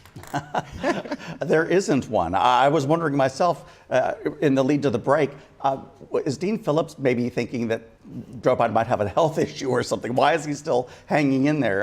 But I was shocked to learn that there were actually 21 people on the ballot in New Hampshire. So, some of these people, I can't figure out why they're running. Why go through that? There are rumblings of a potential situation unfolding at the convention where Michelle Obama I knew you were going to say emerges. that. I knew you were going to say that. Could she be a formidable candidate? Name recognition's there. Yeah, and they still have a power grip in the Democratic Party, let's be real. So I think that's wild. You seem happy about that prospect. Well, yeah, I mean, it's wild speculation, and Lieutenant Steve said that we know as a nation, this is our new drama, right? This is our new soap opera. So this gets the people talking, and it's a wild prospect, but it would be amazing, but I don't see it happening. But if that were to happen, how would that impact, say, Trump if he's the nominee? Would that impact him? Not at all. Nothing impacts Donald Trump. You know, and Teflon Don. Yeah, I mean, he has the American people with him. But, you know, let's talk about that age factor, since I'm kind of getting up there. The Bible, there's a scripture that says, don't dismiss the wisdom of the gray crowns, you know. I think that age brings a lot of experience and wisdom. Of course, Ronald Reagan, I always point to him. He was very, you know, he was older and he was losing, you know, his mental capacity at the end. But we've got to give everybody a chance in this country, no matter what age they are. And if halfway through their term, we find that they can no longer work as president, we have the 25th Amendment. We have a constitutional protection to protect our country. Well, some hot takes right there, but don't go anywhere because the coverage doesn't end. We have more from New Hampshire with Iris Tao when we come back, so stick around.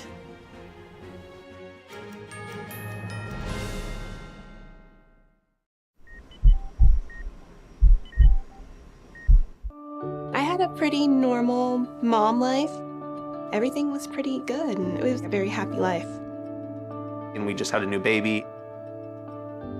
And then all of a sudden, within a day or two, she's on life support and fighting for her life. Then I knew something was pretty wrong. A little less than a week after I came home, I couldn't breathe. That's when we decided to go to the hospital. I was given the diagnosis that I had peripartum cardiomyopathy, which is basically a pregnancy-induced heart failure. They told me my only chance was a heart transplant. And the American Heart Association helped make that possible. Their research helped save me. This could not happen without monthly donations from friends like you. Your sustained support helps fund life-saving research that leads to medical breakthroughs, like those that gave Jen a second chance at life. Heart disease is the #1 killer in America, and we urgently need your help to save lives. Go to helpheart.org or call now to become a monthly donor today. Your donation of only $19 a month, just 63 cents a day, will make a difference through prevention, early detection, treatments, and cures that help save lives. I am very thankful for the American Heart Association. I'm grateful for just every day that I get with my children. Please go to helpheart.org or call now with your donation of just $19 a month. Join our community of monthly donors, and you'll get this limited edition t-shirt you could wear to show you're helping save lives. One simple act today can save your life or the life of a loved one. So please, call or go to helpheart.org now to help save lives.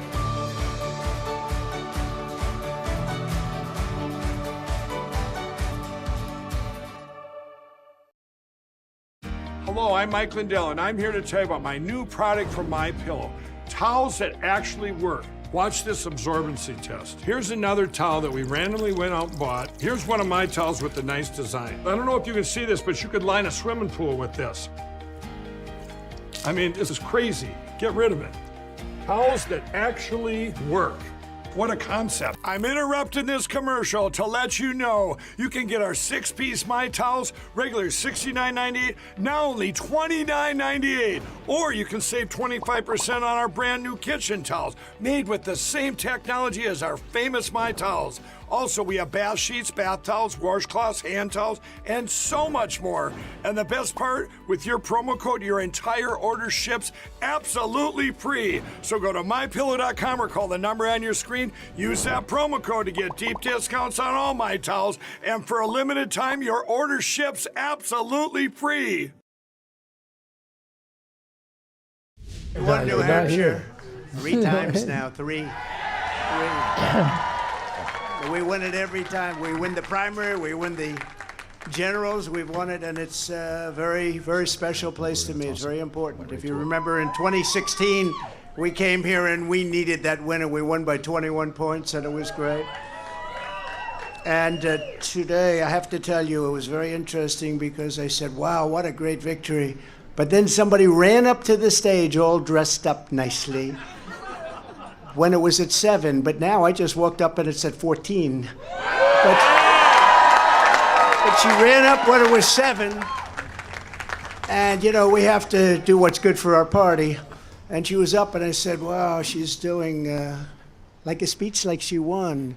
She didn't win, she lost. And you know, a last week we had a little bit of a problem, and if you remember, Ron was very upset because she ran up and she pretended she won Iowa. And I looked around, I said, didn't she come in third? Yeah, she came in third. And then I looked at the polls. She was talking about most winnability, who's going to win, and I had one put up. I don't know if you see it, but I have one put up. We've won almost every single poll in the last 3 months against crooked Joe Biden, almost every poll. And she doesn't win those polls. And she doesn't win those. This is not your typical victory speech, but let's not have somebody take a victory when she had a very bad night. She had a very bad night.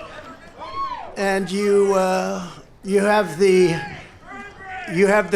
now very unpopular governor of this state. This guy, he's got to be on something. I've never seen anybody with energy. He's like hopscotch. And, I'm watching this guy, and 2 weeks ago he said, we're going to win in the landslide, we're going to win. About 3 days ago he started saying, well, we want to do well. That's a big difference. But I walked out just now, we're 14 points up, and I don't know what it's going to be. But when she was up here, it was like 6 or 7. And, with like 7% of the vote counted. Now, let me just tell you, we had an unbelievable week last week in Iowa. We set a record. It was the best in the history of the caucus, in the history. And I remember I sort of had the same feeling. I'm up and I'm watching, and I said, she's taking a victory lap. And we beat her so badly, but Ron beat her also. Ron came in second and he left. She came in third and she's still hanging around. The other thing, she only got 25% of the Republican votes. I don't know if you saw that.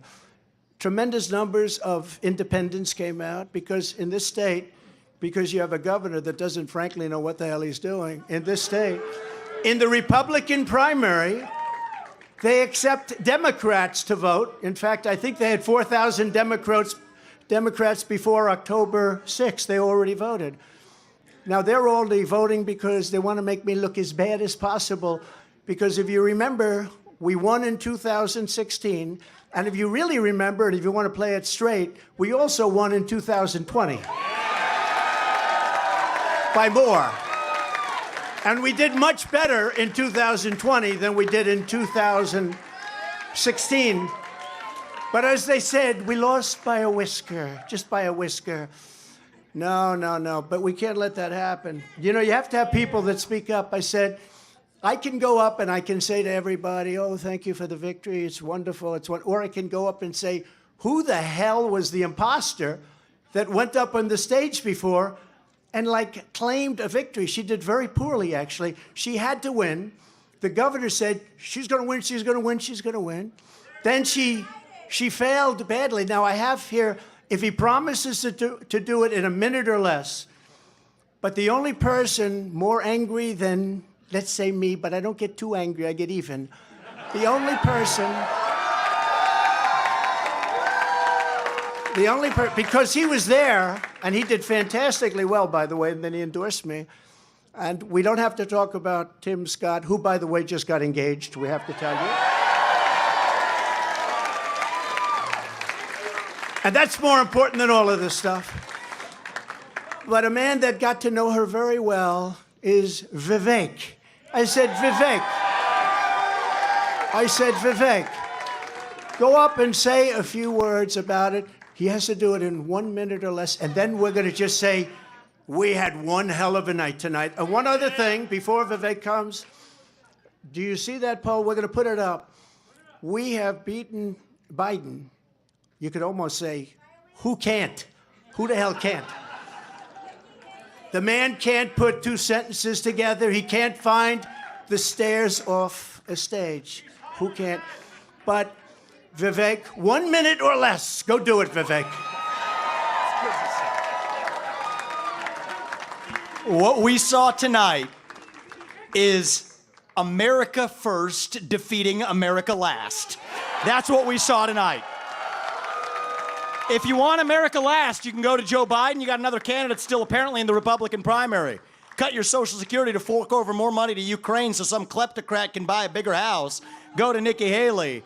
But you know who delivered a double-digit victory tonight? It is a double-digit victory as of right now, is this man, Donald J. Trump, the leader of America First.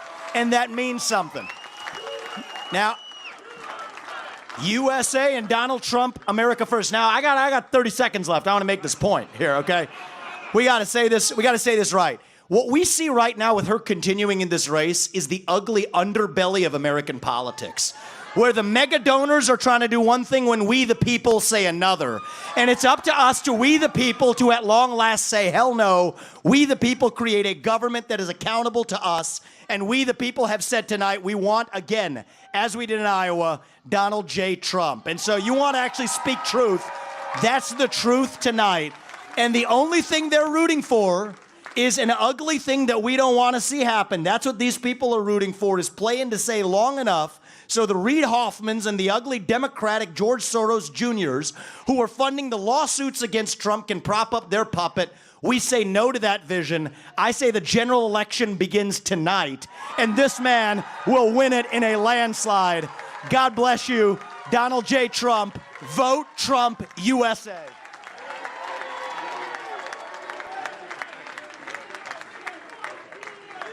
Very nice. Wasn't that nice? So, this was a great evening, and I want to thank everybody in the audience, and I want to thank the people that are standing behind me. You know, I think we called it right. Immigration's a big deal, a very big deal. We have millions and millions of people flowing into our country illegally. We have no idea who the hell they are. They come from prisons, and they come from mental institutions, and it's just killing our country. And I'm talking about millions and millions and millions. They are drug dealers, they're everybody. And they come in just like walking right through. There's nobody to check, and there's nobody to vet. And we have a man with us tonight, Tom Homan, who is central casting. He's central casting. And I'd like you to say a few words about the border and who's going to solve that problem and how quick are we going to do it, Tom? Go ahead, please.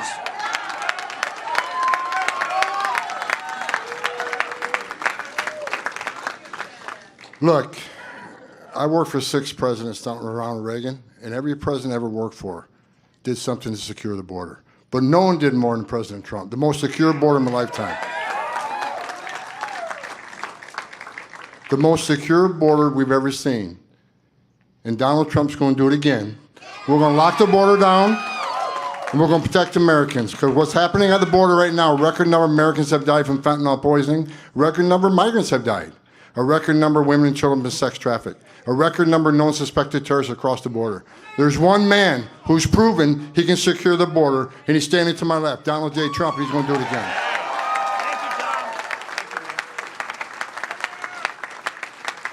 Thank you very much, Tom. So this is an evening that I will not forget because it's the 3rd time, but more importantly, I think it's going to be the most important time.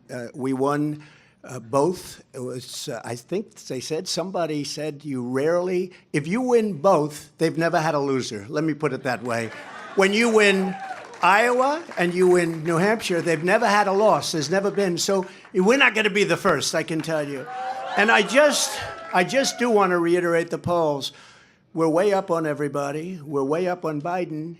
And over the last couple of months, if you check, and you have to remember, in 2016, they were saying, oh, what does he know about elections? He's not going to win. He can't win. He can't. Well, we won.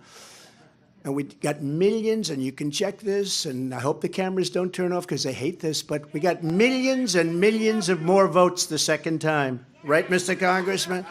Millions and millions of more votes. And but we had COVID, and they used COVID to cheat, and they did a lot of other things too.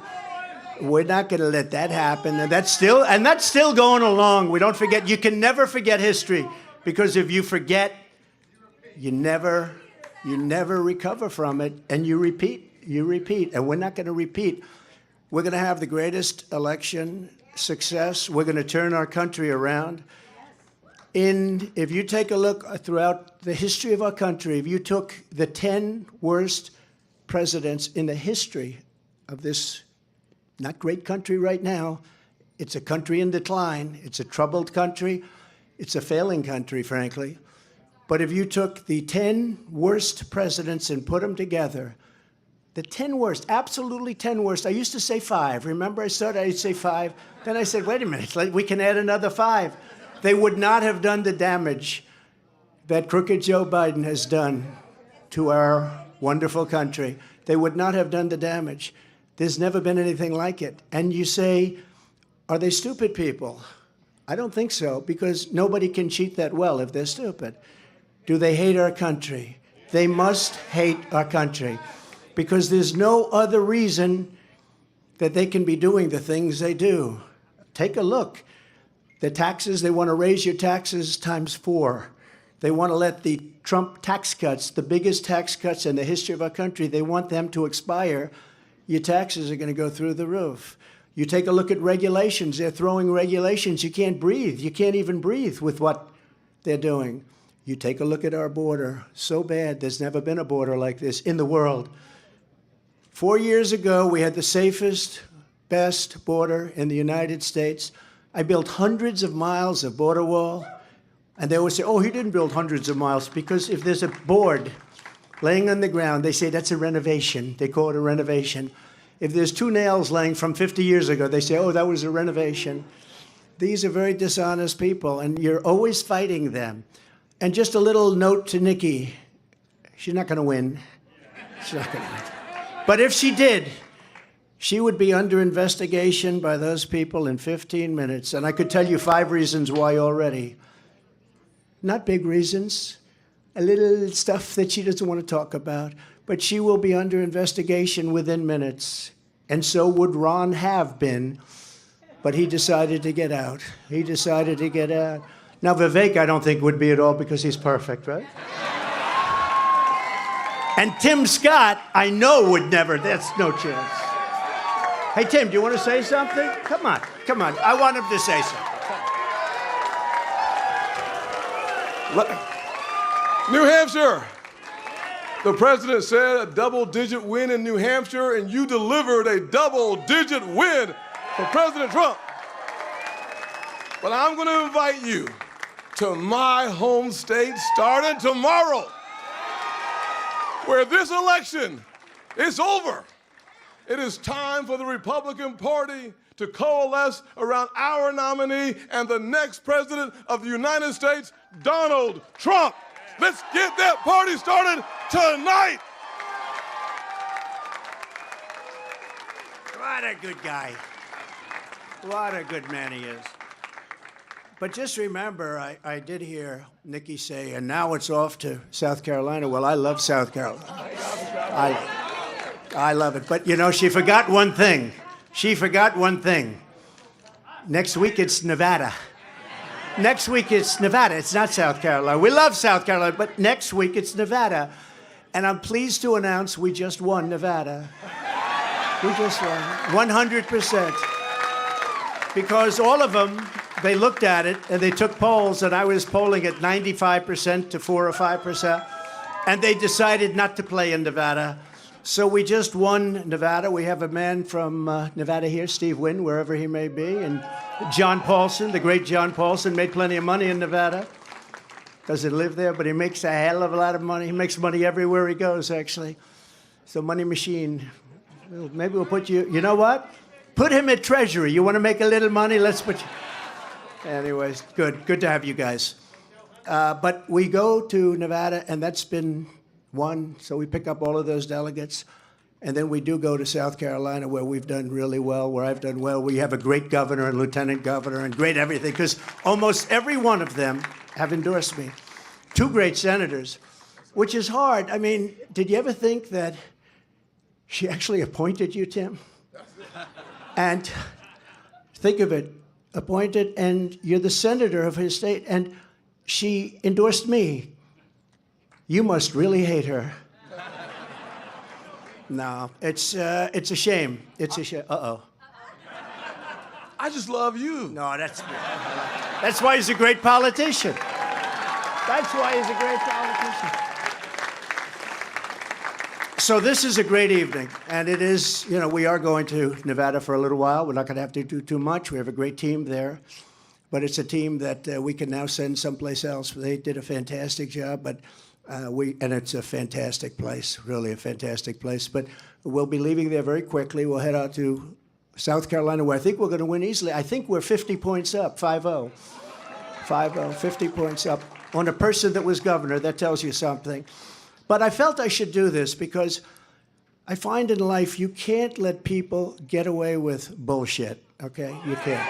You just can't do that. And when I watched her in the fancy dress that probably wasn't so fancy come up, I said, what's she doing? We won. And she did the same thing last week, but he was much more angry about it than I was. I said, get up there and you let him know. We are going to win this. We have no choice. If we don't win, I think our country is finished. I do. I believe our country is finished. We have an opportunity to do something so amazing. And the good news, and the reason we have such support, the best numbers I've ever had, the reason we have support is because they are so bad at what they're doing and so evil, and they're destroying our country. So I want to thank everybody for being here. I want to thank this group of people. We will never forget you. We will never forget. And I made a pledge. I made a pledge to your state that you have the highest energy costs in the country. In the first year, they're going to be reduced by 50% because we are going to drill, baby, drill. Drill, baby, drill. Inflation's going to come way down, but in the first year, your energy costs are going down by 50%. Thank you very much. We love you. Thank you very much. We'll see you soon. We'll see you on the trail. And thank you, everybody. Thank you very much. We will see you on the trail. Thanks.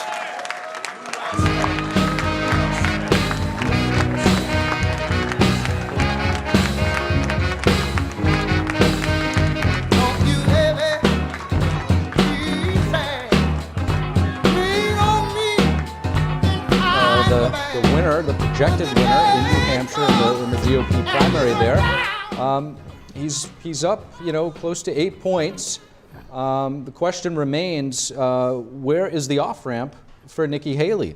The former president commenting that Nikki basically gave her victory speech earlier, although she's down, you know, significantly here with 50%, roughly 50% of the vote in.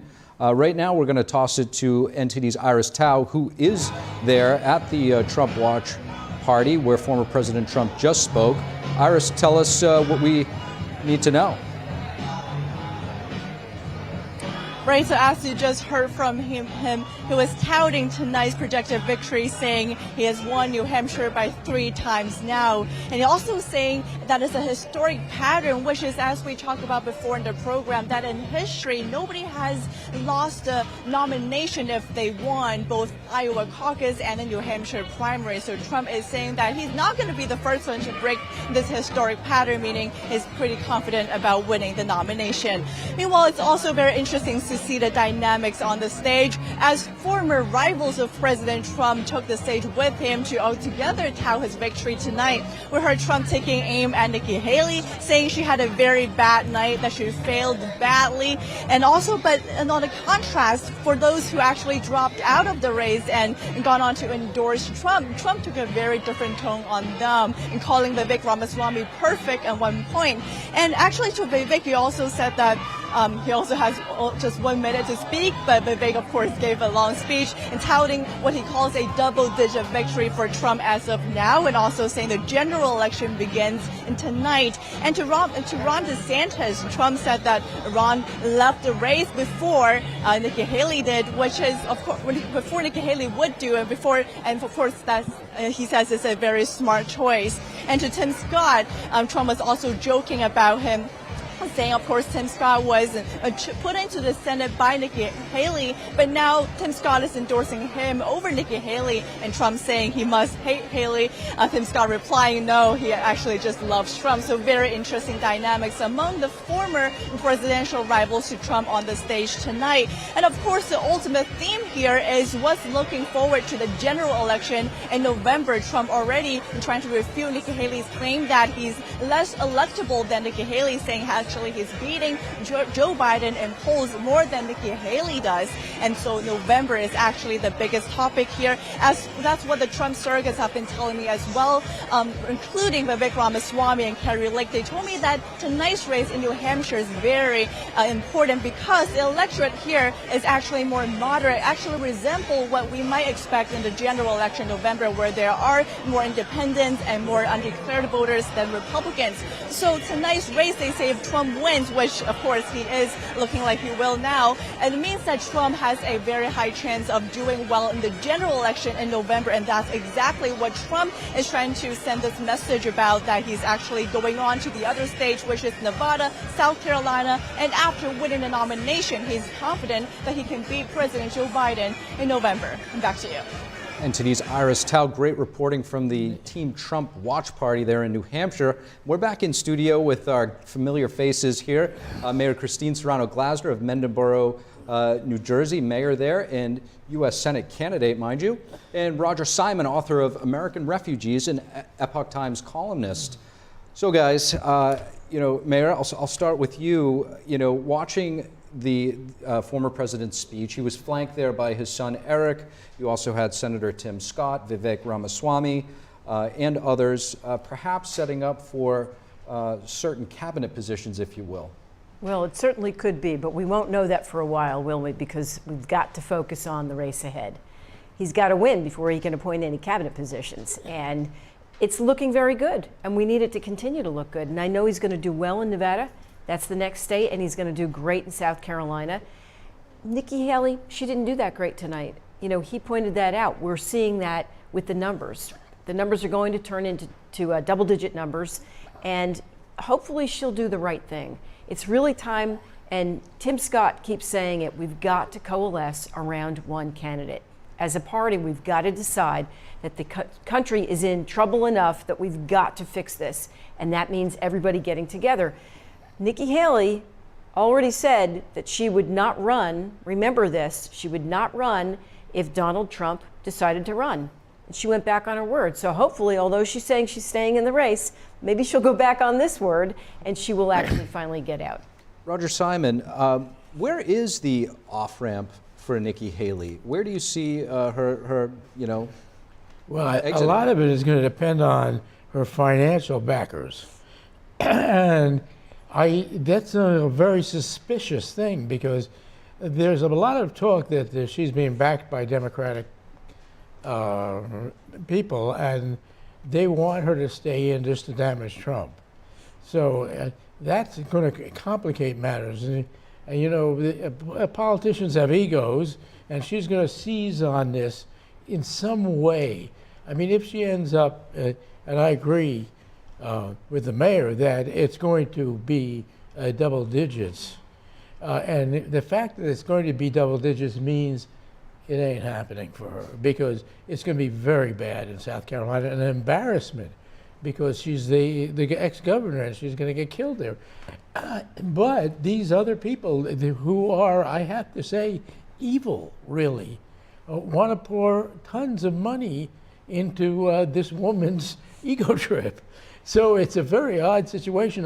The off-ramp is now. If she were, the off-ramp for Governor DeSantis was last week, and the off-ramp for her is now, but she's not going to take it. On the makeup of this state having independents vote in this election, we also did see 4,000 Democrats change party affiliation before the deadline of October last year. Now, there were 343,192 undeclared that could vote in either. How do you see that fitting into how the results turned out today, but also the DNC rule change with the Democratic votes not getting them any delegates? Do you see that playing into how close those numbers are? It's interesting. The Democrats basically, as far as I'm concerned, shoot themselves in the foot because it's a constant manipulation. They needed South Carolina for Joe Biden. The whole thing was all about trying to get Joe Biden back in, right? But obviously, they didn't have those organic numbers, or they wouldn't have done this. They wouldn't have manipulated New Hampshire, which we all know it's their state law that says they have to be first in the nation. They never should have done this because all it did was highlight and bring to attention that they're disingenuous. They're not really about the power for the people voting for who they want to vote for. They're about manipulating to maintain that power for themselves. That's all that I see. Absolutely true. Well, there's something else going on too, and that is there are a lot of Democrats unhappy with Biden, and there's a whole kind of talk about Michelle Obama jumping into the race. All these things are going on at the same time. Mm-hmm. So that factors into this, and I think that there's going to be explosions in the Democratic Party. I think what's going to happen, if I were being Nostradamus for 10 seconds, is that the Republicans are going to sort this out pretty quickly. Haley just can't stand up past South Carolina. That's it. Well, Ron DeSantis said it, didn't he? Yeah. He said but there was no... The Democrats are going to have real issues going down the line. You're right. He said there was no path to victory for him. Where's her path to victory? It's a very fascinating discussion. We're going to get back to Roger's crystal ball in just a moment. But right now, Chris Beers, NTD's Chris Beers, is at Dean Phillips' watch party there. We're going to check in with him on the ground in New Hampshire. Chris? Hey guys, yeah, the Dean Phillips watch party is pretty much wrapping up here. The crowd is about, 1/20th of what it was at the height. The Associated Press has said about 50% of the vote is in. About 60% of that is unprocessed write-in votes, but we can pretty much guess that those are going to come in for Biden. Biden's not on the ballot here due to the conflict between the DNC and South Carolina that I was talking about earlier. But there is a campaign to write in Joe Biden on the ballot, and that's why we can expect many of those 60% of the write-in ballots to come in for Biden. Dean Phillips is has about 20% of the vote, again, according to the AP. And of course, like I mentioned earlier, Phillips himself congratulated Joe Biden for winning the New Hampshire primary. Basically, the next stop for the Democratic primary is South Carolina. We will see you there, and back to you in New York. NTD's Chris Beers, excellent job on the ground in New Hampshire. We're going to take a short break, and we'll be back with more in just a moment.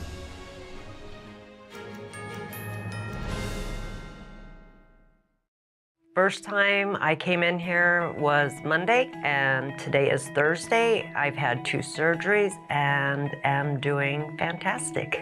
I'm still in shock that I can walk. That's all within 4 days. In 4th grade, I was diagnosed with scoliosis. I had 70 and 60-degree curvatures. Went to Shriners Hospital in LA. It's been fused ever since. I noticed a lot of pain going down my left buttock into my thighs and into my calf. I could be standing there and my legs would just go out. I went through pain management for 2.5 years, and the pain management specialist told me there was nothing more he could do for me. We actually did our own research, and next thing I know, Dr. Benatti called, and he told me immediately over the phone what my issue was without even seeing me. I was in a twilight stage during surgery, and you can actually say, where are you feeling that pain? And it immediately stops. Hold the leg up there. No pain here? No. No pain here? No. No pain on the butt? No. All of a sudden, they're all, do you want to get up and walk? Well, I couldn't walk before, and I got up and I just started crying because I had no pain. And I had all my weight on my left leg and on my right leg, and I walked a straight line with no assistance, no falling, no grabbing onto the walls, nothing. I held my own weight. And that's the first time in months that I was able to walk by myself. Benatti succeeds where others fail. For more stories like these and the rest of our program, check out American Medicine Today, featuring cutting-edge medical and science innovators and a medical professional's insight on political and social issues plaguing our nation and healthcare. American Medicine Today is Saturdays 6 and Sundays at 9 on NTD Television and other streaming platforms.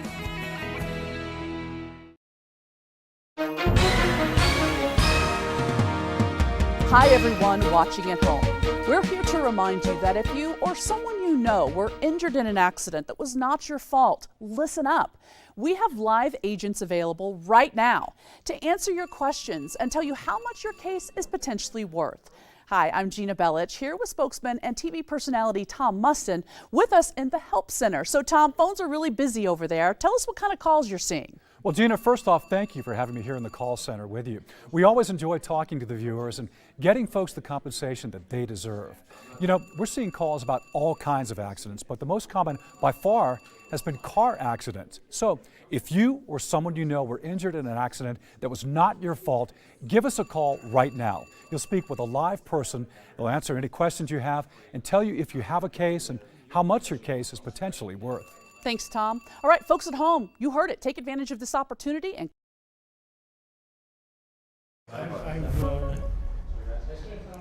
Welcome back to The Nation Decides 2024, our special live coverage. We're at the Data Hub right now with Dave Martin. Dave, former President Trump looks like he's on the verge of making history. Break it down for us. Yeah, should he win tonight, and it's obviously looking good right now, he would be the first non-incumbent candidate, that means not a sitting president, to win both the Iowa caucus and the New Hampshire primary. That's never been done before. Now, looking at the map here, there's obviously a lot of orange you've got around here. If this continues, I'm sure that'll be a selling point by Trump, going forward, and why wouldn't it? Dave, who do we have in orange and purple here? Yeah, the orange, this is Trump. The purple here, these are the Haley victories. As you can see, like probably half of the counties have come in. But yeah, these are the bigger ones here. Manchester, 115,000. This is Nashua, that's 90,000. Those are the two biggest cities in New Hampshire. It's really interesting. It's very sporadic. I mean, from what I understood, you have a lot of the rural areas in northern New Hampshire, which are traditionally Trump. What's going on in the capital, Concord? Yeah, Concord. This is where Tim Scott actually endorsed Trump. Now, Trump won this by 6 points in 2016. This time, though, it's not going well for him, though. Nikki Haley actually has a 7-point lead. 99% of the votes are in. She's got a 7-point lead over Trump. Obviously, that looks like she's going to wrap that one up there. One of her wins in New Hampshire, though. Fascinating stuff. Dave Martin, thank you so much. We're going to go back to Tiff at the desk. Thank you. And now we're going to check in with Iris Tao, who's at Trump's watch party in New Hampshire. Iris, what is the latest there? Good evening to all of you. So we just heard former President Trump giving his speech, and just earlier tonight at this Trump campaign watch party in Nashua, New Hampshire, we talked to Carrie Lake, a candidate for the U.S. Senate who is a big supporter of former President Trump, who has been actually campaigning with him for the past few days here in New Hampshire. She told me that tonight's turnout and what she's seen from the exit polls actually shows that Trump might have a big chance of winning in November. Let's take a look. Carrie Lake, thank you so much for joining us. It's great to be here. What an epic night. What a huge night. President Trump, immediately when the polls close, is the victor. This is going to be a night that will go down in history. President Trump, we're learning from all the exit polling that more independents and Democrats showed up to vote in this incredible Republican primary than ever before in history. And they're voting for President Trump. This is huge. This is the end of the road for Nikki Haley.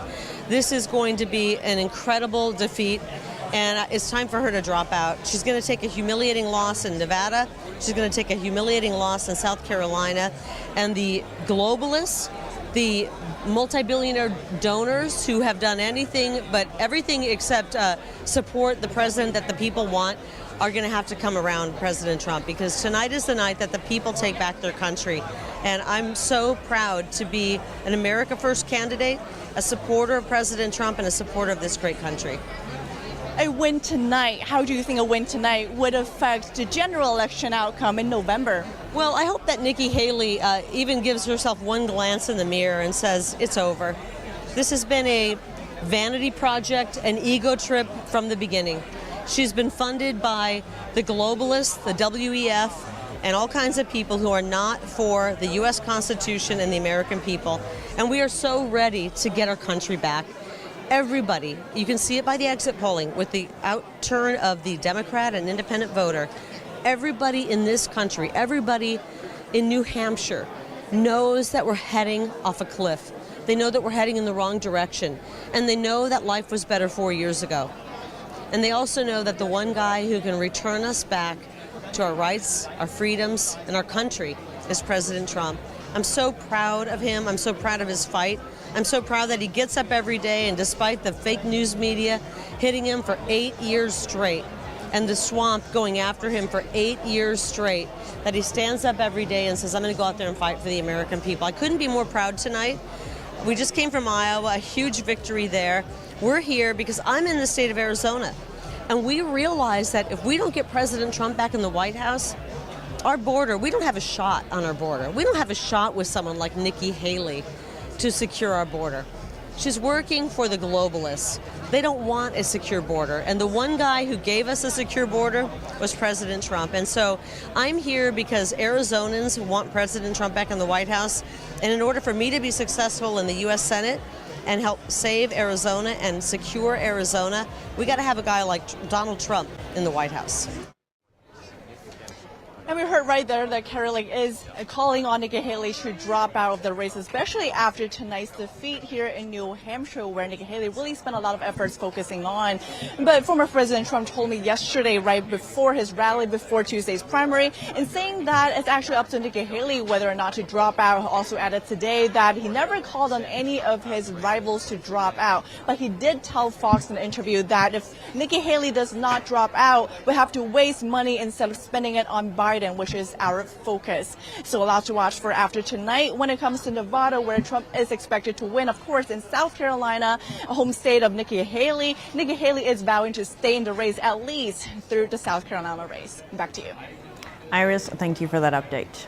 And back to our in-studio panel with Robin Biro and Roger Simon.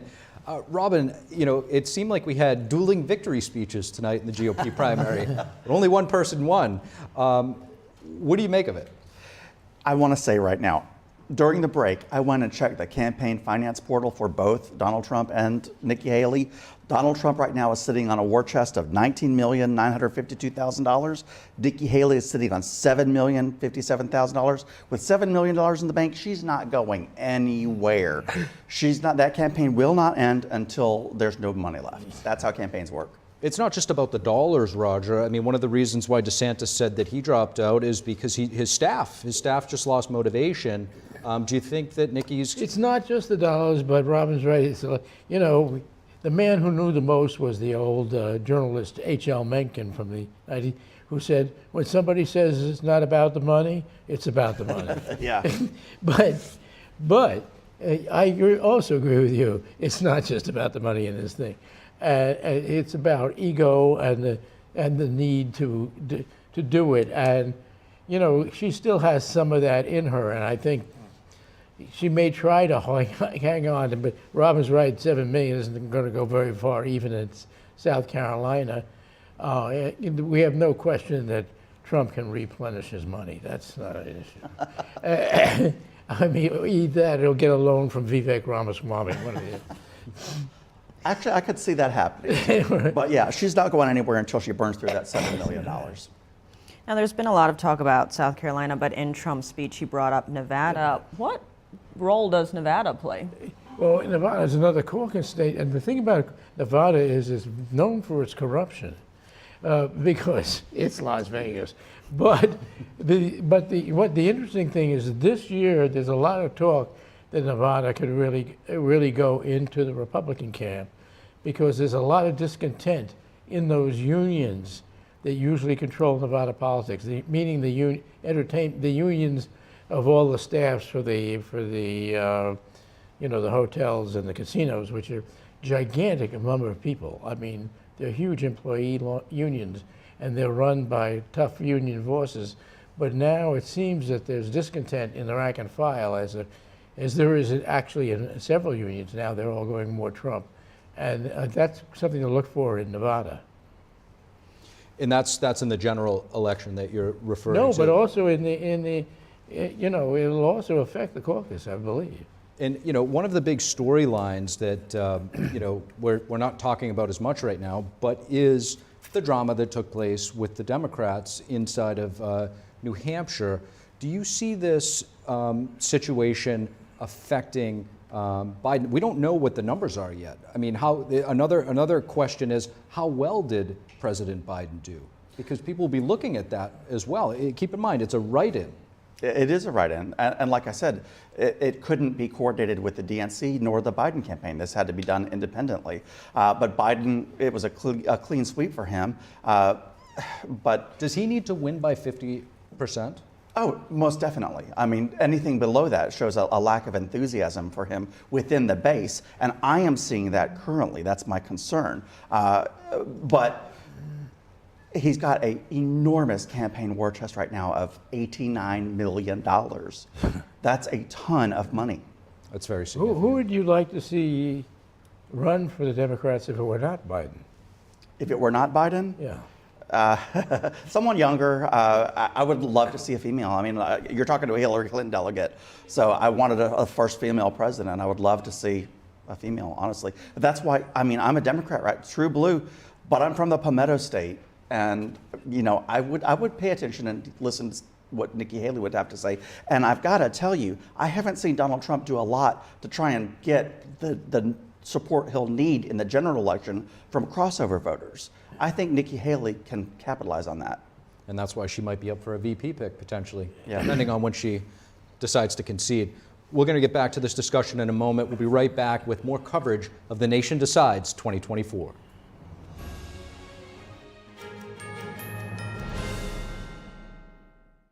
Did you know ESG is impacting every part of your life? From rising gas prices to global food shortages to out-of-control inflation, even losing your freedom of speech and being censored on the internet. It's all being driven by ESG ideology. Who's in control? What can you do about it? Find out in The Shadow State, the first documentary exposing ESG. The ESG movement of governments and corporations operates in the shadows. Only the light of truth can expose it. Watch The Shadow State documentary, streaming now.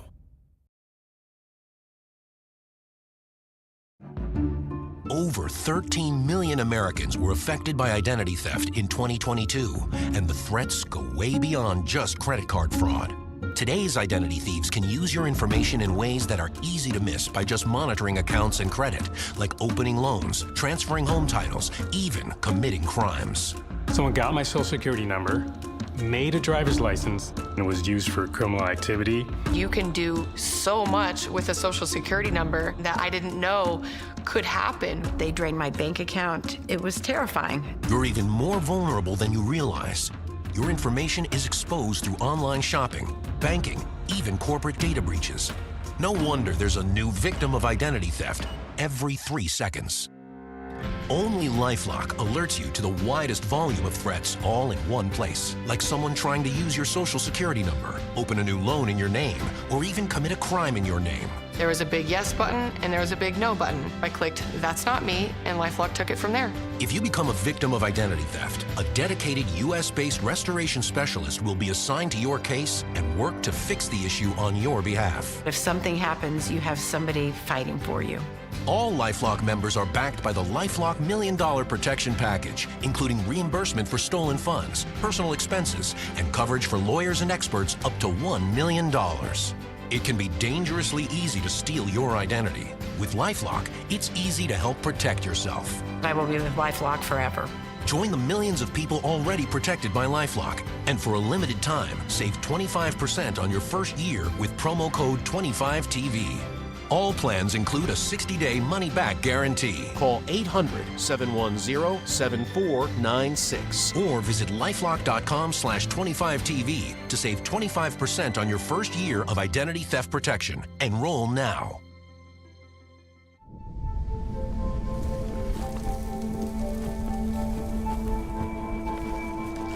Eva Marie smoked 12,000 packs of cigarettes over 15 years. She quit, and now there's a new lung cancer screening that could save her life. You stopped smoking. Now start screening. No matter how much you smoked, early detection could save you. Talk to your doctor or learn more at savedbythescan.org.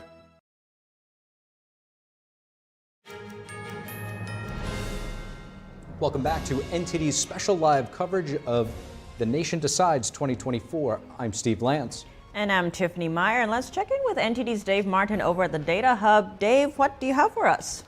Welcome back. You know, in 2016, Trump did very well across the state, winning the rural areas up here as well as the more populated urban areas down in the southeast. Let's check out the 3 most populous cities, starting with Manchester. This is 115,000. As you can see here, 84% of the votes have been counted. Trump with a big win here, 15% over Nikki Haley. We'll call that one. Now let's look at the second biggest one. That's Nashua right down here. This is a population of 90,000. Sorry, that one's Hudson. This is Nashua. 69% of the votes are in. Trump's got a 7-point lead over Haley right here. As you can see, 69%, more than 2/3 of the votes are in. Now let's look at Concord, the third biggest. As you can see, this one is actually, Haley has got the lead here, 99% of the votes in. This was obviously taken by her. 52 to 45. Haley's got the lead here over Trump. So that's where we're at right now. Obviously, we'll continue to keep you updated for now. Let's go back to the desk. Dave, thank you for that update. And let's come back to our guests. We have Robin Biro and Roger Simon. Now, one topic that might be a little too ahead of the time, but Trump's potential VP pick now. Trump's press secretary on Fox put out some names. A few names have come up in the press. Elise Stefanik, Tucker Carlson, Kristi Noem, Vivek Ramaswamy, a former challenger there. Who do you think Trump wants and who does he need? Well, what he says, and I think he knows that, is someone who could be president. Because look, the man's 77. I mean, things happen, and I think the public wants that kind of reassurance. He knows that. And by the way, a name that was submitted for that short list that I would put on it and fits the bill of someone who could be president is Ben Carson. In fact, former HUD secretary. You know, you hear all kinds of rumors about who he's picked, and you hear, I've heard Sebastian Gorka says he knows because he was told by Trump. Maybe he was, but also Trump could change his mind between now and then. We all change our minds about things, but I would throw Ben Carson into that list because he's quite an impressive human being, and I think he gives a kind of gravitas that I think the public would like to see. I have something to say about that. Who was over Donald Trump's shoulder the second he got out on that stage? Tim Scott. Tim Scott is the one that I said a week ago should be the nominee because he's got tremendous support in South Carolina. That's where Trump's headed. And we just saw him. I'm sure it had nothing to do, there was no political expediency to the surprise engagement that just happened a few days ago. But Tim Scott, I think would be a good bet. And like I said, the Democratic Party, my party, has bled support from the black community. They have gone over to Donald Trump. For good reason. A chunk of them. They would be smart to capitalize on that by putting in a black VP nominee. And I think it would be Tim Scott. Do you see Tim Scott being a good Oh, VP? of course, and he's been talked about a lot. But the reason I say Carson is more interesting, well, first of all, I don't think there's any chance that Trump in the general election will lose South Carolina any more than he's going to lose my state of Tennessee. He's got those locked up. But Ben Carson is sort of up there. He's the guy that you see in the advertisements. If you can be smart like Ben Carson, and he's a neurosurgeon. Maybe that's me. Maybe I want to see someone like that in the vice president. But that you also have to listen to Donald Trump's own words, and he himself said that whoever the nominee is going to be will not be surprising. It will not, and it will mean basically nothing, he said. He said that that's because he wants all of the attention to be on himself. We know this, right? Well, not just that, because it rarely does mean anything. Yeah. Historically, people vote for the president. But I think now, especially if Biden runs, if he puts a good person in a vice presidency, it's going to be very helpful because everyone's going to think, Biden kicks off, we've got Kamala as the president. That's a terrifying thought. Can you imagine Kamala Harris talking to Xi Jinping? You mentioned the former HUD secretary, Ben Carson. Yeah. Former President Trump obviously values loyalty. He says that. One of the few cabinet members who lasted the full term. Time, yeah. You know, one thing I want to get your thoughts on, Robin, is when it comes to some of the swing states. President Biden not polling that well right now in states like Michigan. What does he have to do? Does he have to change course in his campaigning to start to rally some of those swing state voters in the Rust Belt and elsewhere? Biden has the luxury of not having to worry about a primary, frankly. I mean, we're seeing this tonight. So Biden needs to focus on the general election right now, and he needs to be focusing on he's got the majority of the Democratic vote, but what matters is getting the moderates and some of the independent voters, he's got to win over those. I don't see Donald Trump reaching out to those people. I see him reaching out to his base and making the case because he does have a primary to win. On that note, though, we did see President Biden recently admitting to the press there is a, quote, crisis at the border. We're seeing with exit polls that immigration and the economy are the top concerns for voters right now. In what way would we see the Biden administration maybe change course on, say, border policies to get those votes? They have got, look, bless their hearts, as Nikki Haley herself said, the Democratic Party is no good at messaging. We have allowed the Republican Party to create that it's just a fact now that there's an open border. Joe Biden has done nothing to try and counteract that. He's done nothing to talk about what we're doing, what his administration is doing for border security. So it is now just baked in the cake that there is actually a wide open border, which is not actually the case. We do have border patrol agents. Have you been there? We do have. There's record numbers of apprehensions though, and seizures. I have been to the border. Yo hablo español, and I can tell you something. It's open. We got some hot takes right there, but don't go anywhere because we'll be right back with The Nation Decides.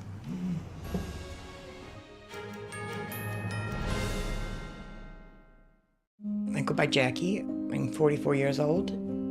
I had 3 kids at the time and single mother. I was working 60 hours a week. Still couldn't pay the bills. Skipped meals so that they could eat. It's been hard because one thing falls into place, 10 things fall out of place. You know, I just can't do this alone and make it work. 1 in 5 children face hunger in America, and food costs are rising. But everyone needs nourishing food to thrive, and they can when we work together so our neighbors can feed their families. Call or go online right now to join Feeding America with your gift of just $19 a month, only 63 cents a day.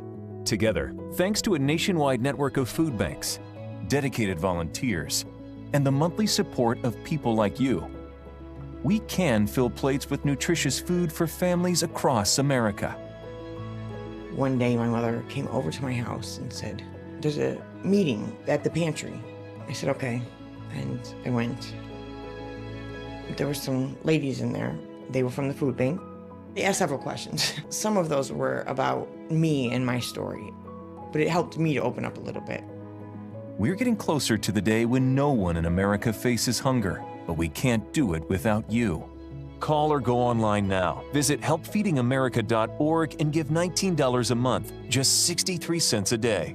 98% of donations go directly to help millions of people facing hunger, from coast to coast and in your own community. And when you give by credit card, we'll send you this exclusive canvas grocery bag to show you are a part of a movement of supporters working together to help end hunger. I have people that I can trust. I have hope. Please call now or make your monthly donation at helpfeedingamerica.org. Working together, we can end hunger in America. We've been spending a lot more time than ever at home these days, so maybe now you've just noticed cold air coming in from a couple windows, or that your patio door isn't closing fully, which means you're losing heat in the winter, losing cooling in the summer, losing money all year long. And that means now is the time for new windows and patio doors from Renewal by Andersen. Most installations are usually done in just one day. Renewal by Andersen windows and doors can help lower your heating bills and air conditioning bills with their most energy efficient glass available. Only their windows are made with Fibrex material, proven to be 2 times stronger than vinyl. and they're backed by a 20-year warranty. And right now, when you buy one window or patio door, get one at 40% off. Plus, there's no money down, no payments for 12 months, and no interest for 12 months. Plus, an additional $200 off your entire purchase. 1-800-218-1510.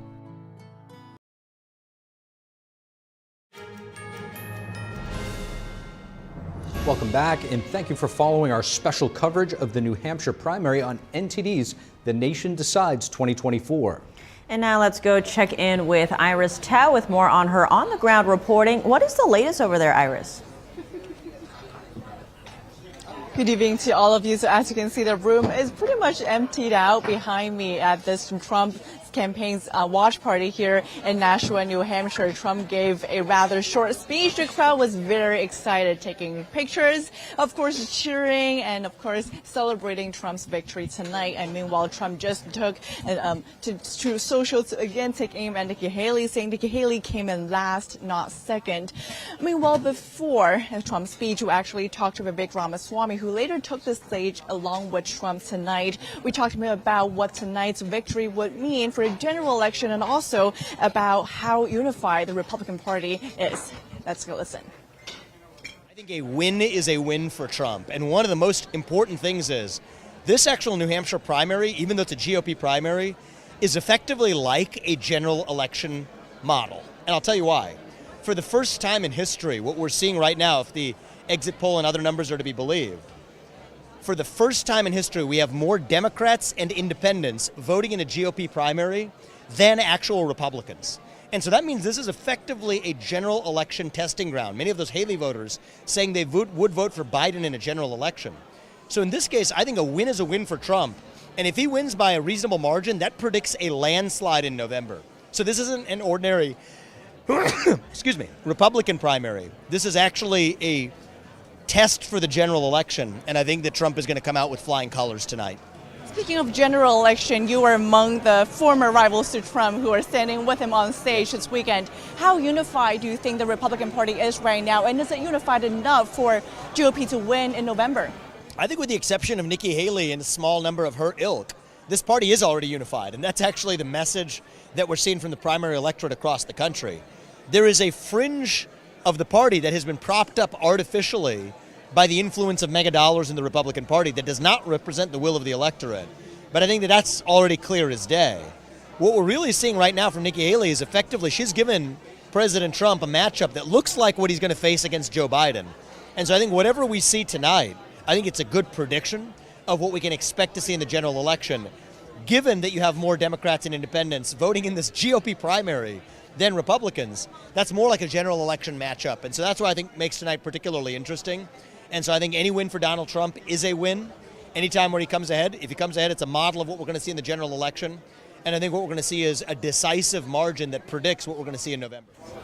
I actually also asked Vivek Ramaswamy what his plan is, of course, amid this 2024 election year. He told me that for the next few months, he's going to focus on helping Trump to become the next president. He also told me that it's not about his or really Trump's career. It's about the future of this country. He says whatever role he will play next that will help revive this country, he will do it. So a lot of possibilities opening up right now. As Trump, as we heard just tonight, Trump called Vivek imperfect at one point. He also has said previously that Vivek will have a bright future. So let's see whether in the coming weeks or months that former President Trump will announce his VP pick. Back to you. Iris, thank you for that. And now back to our panel. Back with us is Mayor Christine Serrano-Glasner. She's of Mendon Borough, New Jersey, and a U.S. Senate candidate. And of course, Lieutenant Stephen Rogers, former Republican presidential campaign advisor and a former New Jersey gubernatorial candidate. Good to have you both back with us. Now, if we can, let's bring up the top GOP candidates map. Of course, there's just Nikki Haley and Trump tonight, just to see how those numbers are doing and how much of the vote is in, if we have that. Because we are seeing the numbers slightly closer than what the polls have been saying, but Trump does still have a pretty commanding lead. There we have it. This is with 63% of the vote in. Trump is at 53% and Nikki Haley at 44%. Now, what do you make of the moderates that were voting in this, that we just heard Vivek Ramaswamy pointing out that it's more like a general election matchup? How do you see that fitting in, Mayor? I see that because, and he's right, the feeling and the fervor out there, right? People are really getting excited about what's going on. They have in the past, but not as much as now because of what has been going on for the last 3 years with this administration and how it's impacted people. They're looking for some kind of relief. This is all about the people. It's all about the American voter. And without a doubt, you know, they're looking to make some changes. And that's what he's talking about. Everybody, not just Republicans, this is way beyond Republicans, because everybody has been impacted by this economy and by all of the poor planning on the part of the Biden administration. And some have been pointing out to Trump supporters that they're not just supporters, he's inspired a whole movement.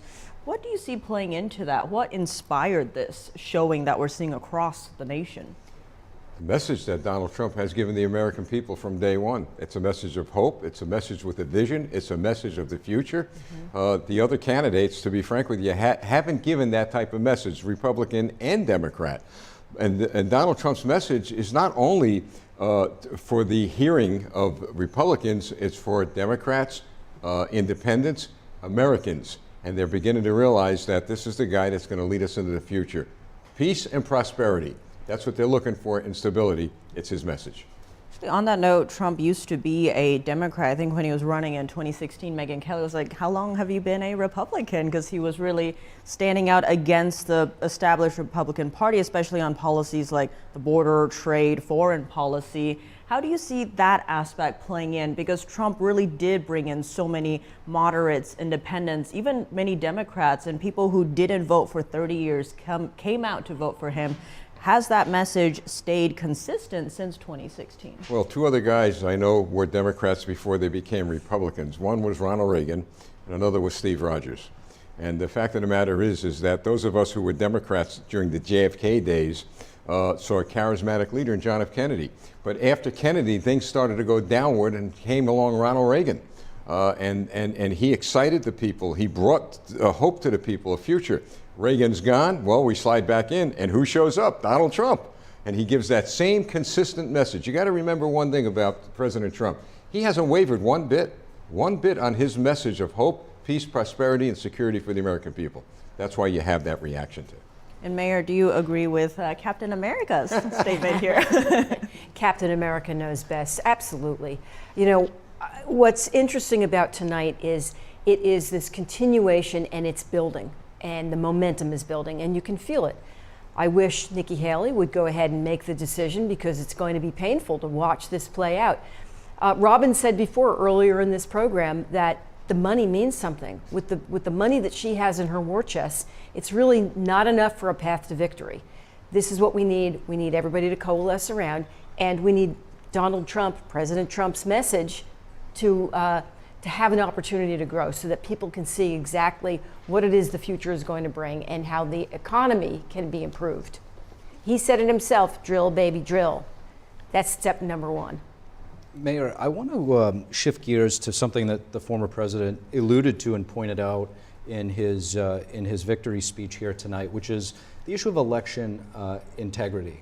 And when you look at what happened with the Democrats in this primary, you know, one might, you know, there's a lot of questions, I think, that are still going to be told as the numbers come in for the Democrat side of things tonight. One of which is, you know, when you do not have President Biden on the ballot, he's a write-in candidate. That means the traditional way of tabulating the votes is thrown out the window. And all of those write-ins are ballots that need to be counted by hand, which opens things up to questionable activity. You know, the more touches there are, the more, you know, fraught with fraud things could potentially be. Does this ultimately shine light on some of the Democrat practices and hurt them and cause some skepticism moving into the general election? I don't think it does amongst Democrats because they just do what they're told. This is indicative of the way they do business. That's even what Bob Menendez said. This is how we do business. You know, election integrity means that people should have that open opportunity to vote. And that's not what they did. They manipulated this whole process. The Republicans didn't do that. Donald Trump didn't do that. None of the candidates did that on the Republican side. Everybody had the same opportunity that they've had in the past, but not this time. They rearranged everything to ensure that Biden would win. because obviously he must not have been able to win on his own. And it's become very apparent. And we'll be right back with more coverage after this very short break.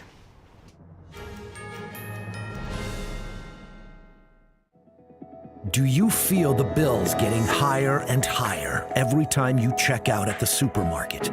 Do you feel your monthly discretionary money has decreased, although your income increases yearly? Inflation is eating away at your wealth. Digital wallets and central bank digital currencies are destroying financial privatization. Only gold and silver are constitutional forms of money. Our privacy was to be protected against unlawful search and seizure. Midas Gold Group will help you take control of your finances and protect your wealth and your privacy. Pulling money out of the corrupt banking and investment system is a way to privatize your finances as the elite push us towards digital wallets and central bank digital currency. Protect your wealth with real money. Deal with the best. Midas Gold Group, a proud America First company. MidasGoldGroup.com. Hello, I'm Mike Lindell, and I'm here to tell you about my new product from MyPillow, towels that actually work. Watch this absorbency test. Here's another towel that we randomly went out and bought. Here's one of my towels with the nice design. I don't know if you can see this, but you could line a swimming pool with this. I mean, this is crazy. Get rid of it. Towels that actually work. What a concept. I'm interrupting this commercial to let you know you can get our 6-piece My Towels, regular $69.98, now only $29.98. Or you can save 25% on our brand new kitchen towels, made with the same technology as our famous My Towels. Also, we have bath sheets, bath towels, washcloths, hand towels, and so much more.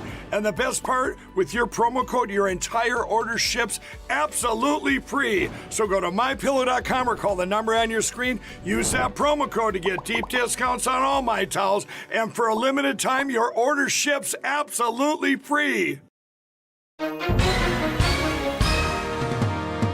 Hi, everyone watching at home. We're here to remind you that if you or someone you know were injured in an accident that was not your fault, listen up. We have live agents available right now to answer your questions and tell you how much your case is potentially worth. Hi, I'm Gina Bellich, here with spokesman and TV personality Tom Mustin with us in the Help Center. So Tom, phones are really busy over there. Tell us what kind of calls you're seeing. Well, Gina, first off, thank you for having me here in the call center with you. We always enjoy talking to the viewers and getting folks the compensation that they deserve. You know, we're seeing calls about all kinds of accidents, but the most common by far has been car accidents. So if you or someone you know were injured in an accident that was not your fault, give us a call right now. You'll speak with a live person. They'll answer any questions you have and tell you if you have a case and how much your case is potentially worth. Thanks, Tom. All right, folks at home, you heard it. Take advantage of this opportunity and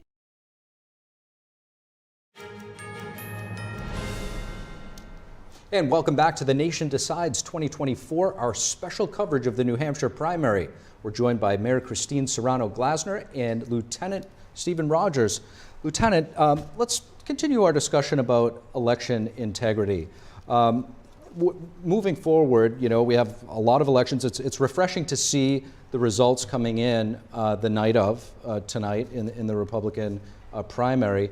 But there's been some, you know, things that aren't necessarily conventional that we're seeing with the Democrats in their primaries. How reassuring is that, not just to Republicans, but also to the Democrats out there, which there are many that really value our democratic process? Well, it's not reassuring at all, and it adds to the idea that the American people feel that these are rigged elections. Look, I've shared with people all over the country, we can't change the past. You know, the past anchors us down, keeps us back from moving forward. But moving forward, our Congress has to start moving. We have to require voter ID. I think when a person goes to the polls, they got to show their picture. They got to show where they live, how long they live there. There's nothing wrong with that. And then as a result of that, you could count legitimate votes. Look, I remember JFK and Richard Nixon. It was a tie all the way up to the last minute, and all of a sudden, Cook County, Illinois, under Mayor Richard Daley comes in, overwhelming for JFK. And JFK only won by a few votes, you know, a few thousand votes. So this is nothing new. Imagine that. We haven't been able to change things since 1960s. Well, it's time we do that. Mayor, you're an elected official. I'm sure this is somewhat personal to you. What do you think the broader implications are for, this isn't a Republican-Democrat issue. The Democrats in New Hampshire are outraged by what happened. They should be outraged. I mean, they should have the opportunity to vote the way they've always voted. I've said before, this was a manipulation of the system just to benefit Joe Biden because he could not win organically. There are problems with our voting system. We know that and we've seen it. I can tell you in my own county, I think 2 cycles ago, there was a 128-year-old woman that voted. We know a 128-year-old woman didn't vote. That shows you there's a problem. There's a problem with the system. There's often problems with the machines. We've had that in New Jersey. New machines, they didn't work. The lines were so long, right? People were upset. And what did they do? They started to leave and not vote. That's what ends up happening. You talk about low voter numbers, it's because people don't trust the system. They've got to stop the manipulation on the Democrat side because we're not doing it on the Republican side. Expanding on that, Marianne Williamson, one of President Biden's few challengers that was tonight in New Hampshire, she's been saying about the DNC rule changes that the nominee is not anointed, sounding like, you know, back to the monarchy with a king. How do you see that playing into voter turnout? I think that what that does is it discourages people and they decide to stay home. We've seen that in New Jersey. We have a hard enough time getting our voters out in New Jersey. They need to know that the process is real and they need to know that their vote actually matters, that it counts. I think if people felt that, if there was trust returned to the system, people would get out and vote and they wouldn't question it. And Lieutenant, same question to you on the point about the nominees being anointed, quote unquote. How do you see that playing in potentially in terms of the general election in November? It discourages people from going out and voting. You talk about anointing. When I hear within an hour in a general election that the stations, the news stations on the East Coast call an election when half the country didn't even go vote, they're going to say, why am I going to go vote? You know, they've already anointed, all right, someone. So we have a lot of reform to do in this country with regard to our elections to make it fair. And as Christine said, to let people know that their vote counts. Right now, a lot of people don't believe their vote counts. But I got to tell you, it does, especially coming up in November of this year.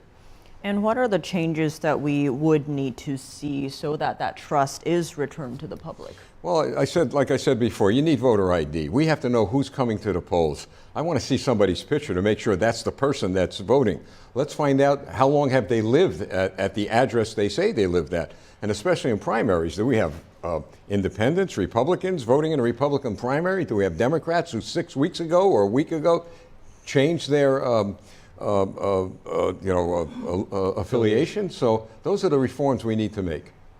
Let's take a look at the numbers as they continue to come in here. The top 2 candidates on the GOP side.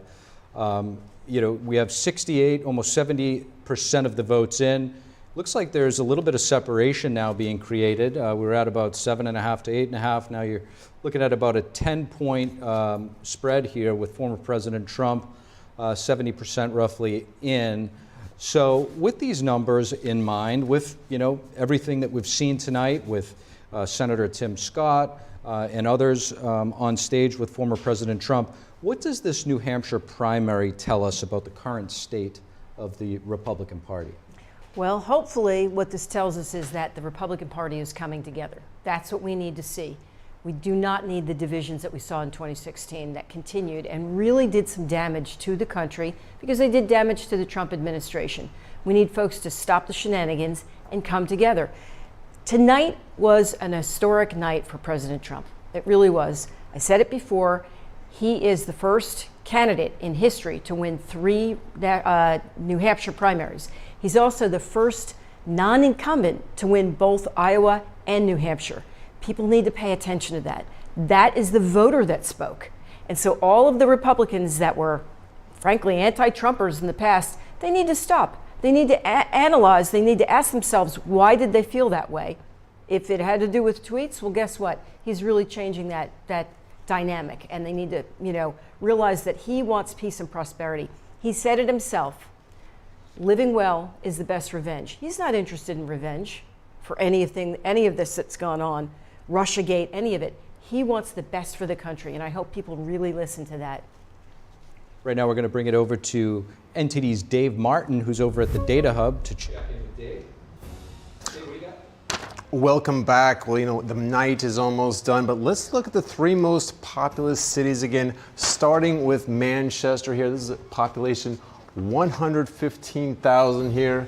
As you can see, 84% again is in Trump with a lead of 15% over Haley. Now let's look at Nashua. This is the second most populous at 90,000. That is Hudson, that is not. This is Nashua. 70% of the votes have been counted. Trump is a 7-point lead over Haley right here. 70% of the votes are in. Let's go over also to the capital. This is Concord. Now this one, Haley, of course, she has got this one here. 99% of the votes have been counted. She's got a 7-point lead over Trump. Now that's a reversal of 2016. Trump had actually won this one by 6 points, and this is where Tim Scott actually endorsed Trump. But for whatever reason, she won it this time around. Anyway, I think that's it for the data for the tonight. Let's go back to the desk with Steve and Tiff. Dave Martin, really appreciate the update. And back in studio here, Lieutenant Rogers, just to continue our discussion, after seeing the way things played out this evening, how do you feel? What is the state of the Republican Party in your eyes? Well, under the new leadership, the new vision that Donald Trump is giving to us, I believe that it'll get better. But I'm not happy. I'm not happy with the Republican Congress that I happened to help get elected to office, as I'm sure the mayor did. Investigation after investigation after investigation, nothing being done. Get me 12 New York City police officers from this city in the Detective Bureau, and they'll be able to get indictments within 60 days. My point is this: they got to start moving forward. Start feeding the American people what they need. They need money in their bank accounts. They need food on the table. They need freedom, liberty, and individual rights. We need to move ahead as one nation, under God, indivisible, with liberty and justice for all. We mentioned how no non-incumbent has ever won both Iowa and New Hampshire. Now, how much do voters care about that kind of history and precedent? Will that actually make people go to the polls?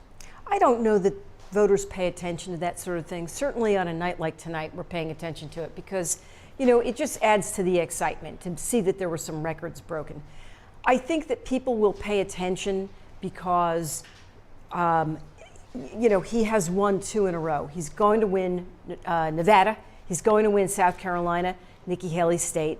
And in doing that, that's really going to get people excited and get people to start coming out and realizing they've got to get out and vote. We were talking about New Jersey before, Steve, right? Captain America. Yeah. And we've got to see people. We've got to see the Republicans in New Jersey come out to vote. People like to say New Jersey is a blue state, but it's not a stupid state. They're suffering there too, especially the working class and small business owners are really suffering from this economy. And so change is only going to happen if we change at the top. And one more thing, speaking about New Jersey, since we're from Jersey, thank you for not asking us what exit that we live off it. So I appreciate it very much. Actually, on that note, we saw former Governor Sununu endorsing Nikki Haley. Now, what does this say in terms of how much impact local politics or political figures have in terms of the outcomes of elections? We're seeing Nikki Haley not doing that well tonight, kind of similar to what polls are showing, but how much did, say, Sununu's endorsement play or not play into it? I tell you, I believe, based on what I've seen, that when we speak local, we're talking about grassroots people from Main Street. I think the local mayors, like the mayor here, has a lot of sway with our voters. She's out there day in and day out with the people. Governors aren't, senators aren't. I haven't seen my congresswoman in all the years she's been in office, although I get a lot of mail now because she's running. But my point is this, is that when you speak about local influence, it's from mayors like the mayor that's sitting across from this table. They're out there working hard. Mm-hmm. When I was in office, I did the same exact thing. I went door to door, met people, shook their hands, and everything turned out okay. And on that note, we'll be right back after a very short break. Don't go away.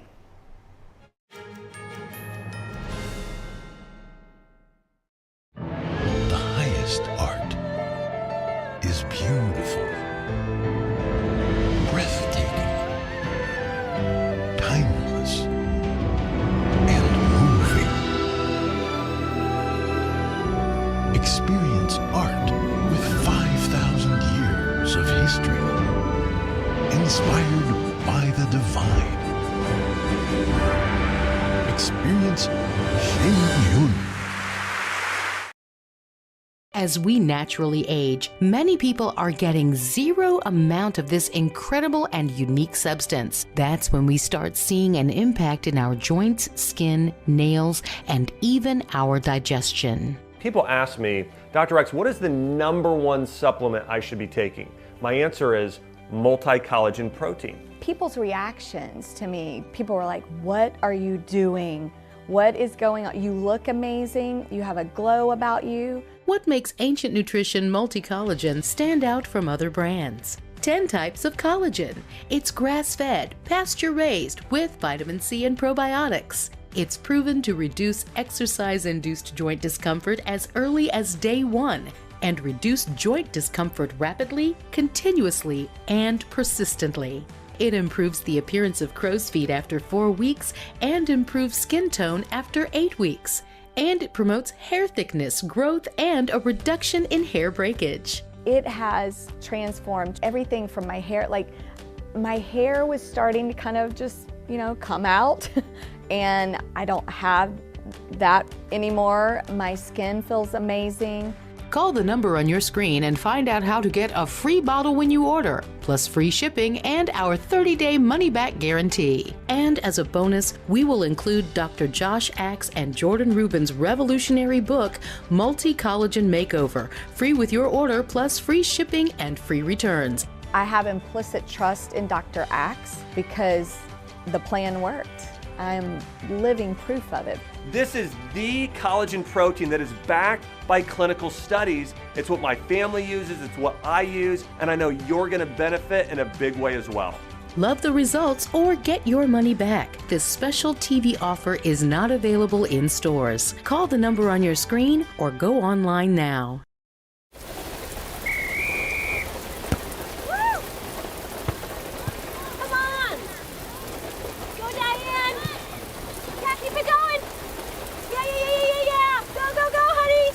If you love them enough to drive an hour to cheer them on as they get beat 11-0 in the rain, then surely you'll check NHTSA.gov/the right seat to make sure they're correctly buckled in the back seat. Throw that ball, Diane. Woo! You got this.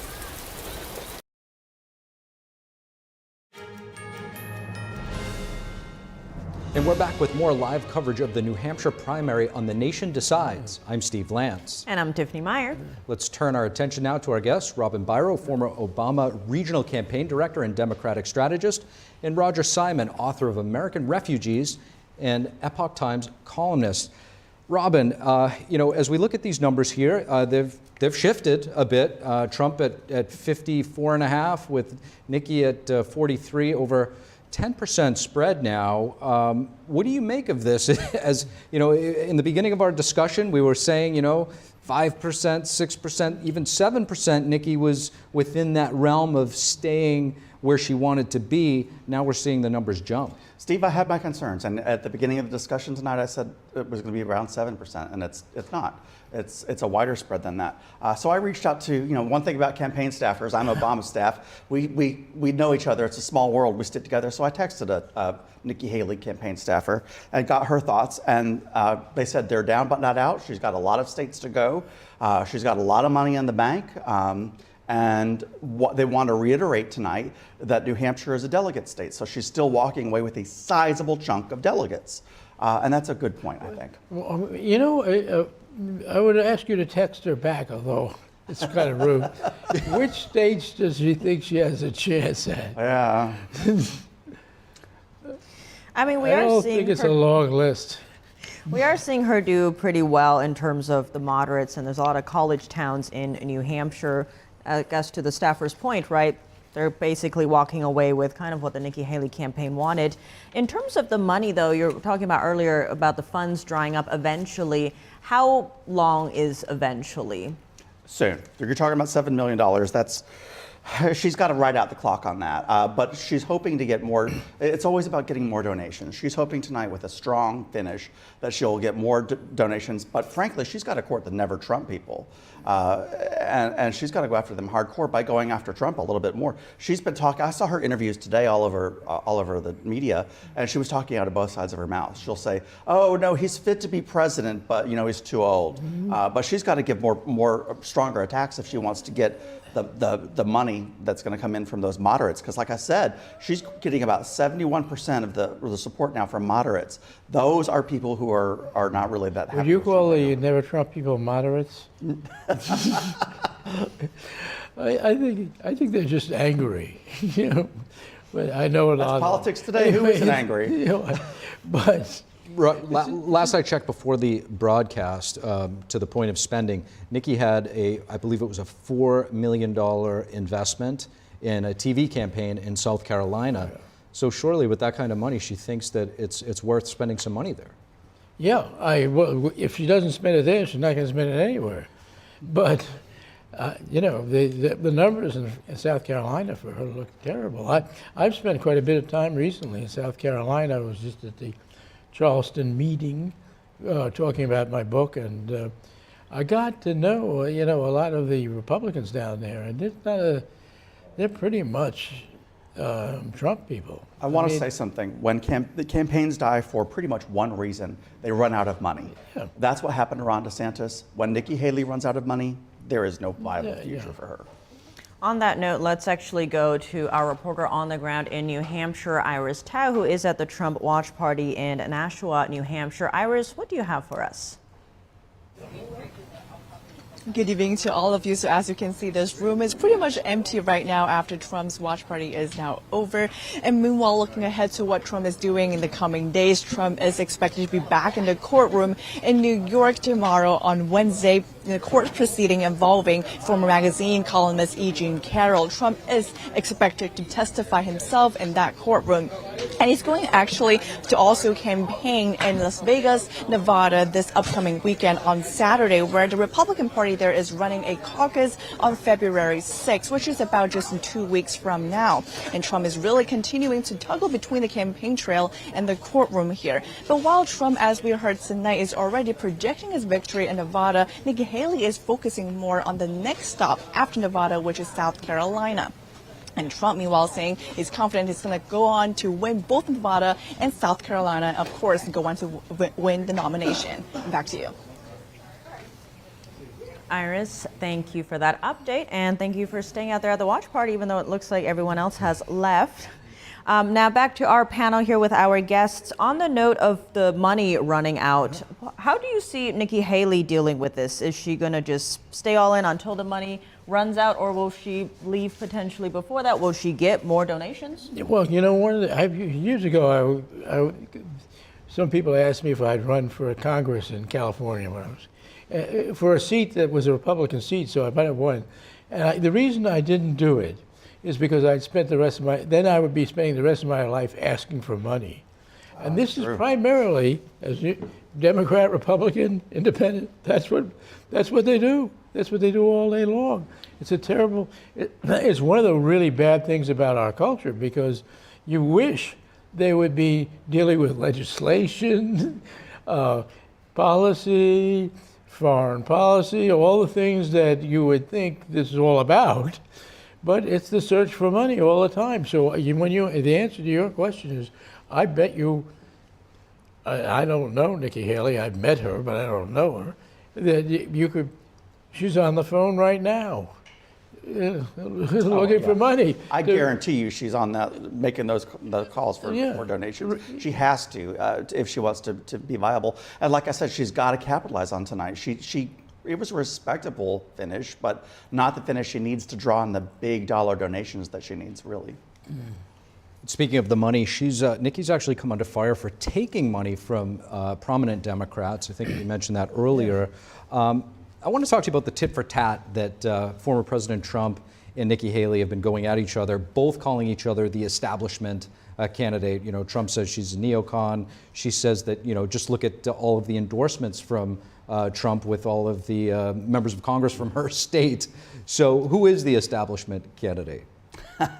Yeah, that's a really tricky question. It is. The part that gets me, though, is what Nikki Haley comes under criticism for the most is for being a warmonger. And the reason that we would not be having that discussion had President Trump not put her in as UN ambassador. That would never even be considered. I think he strategically did that.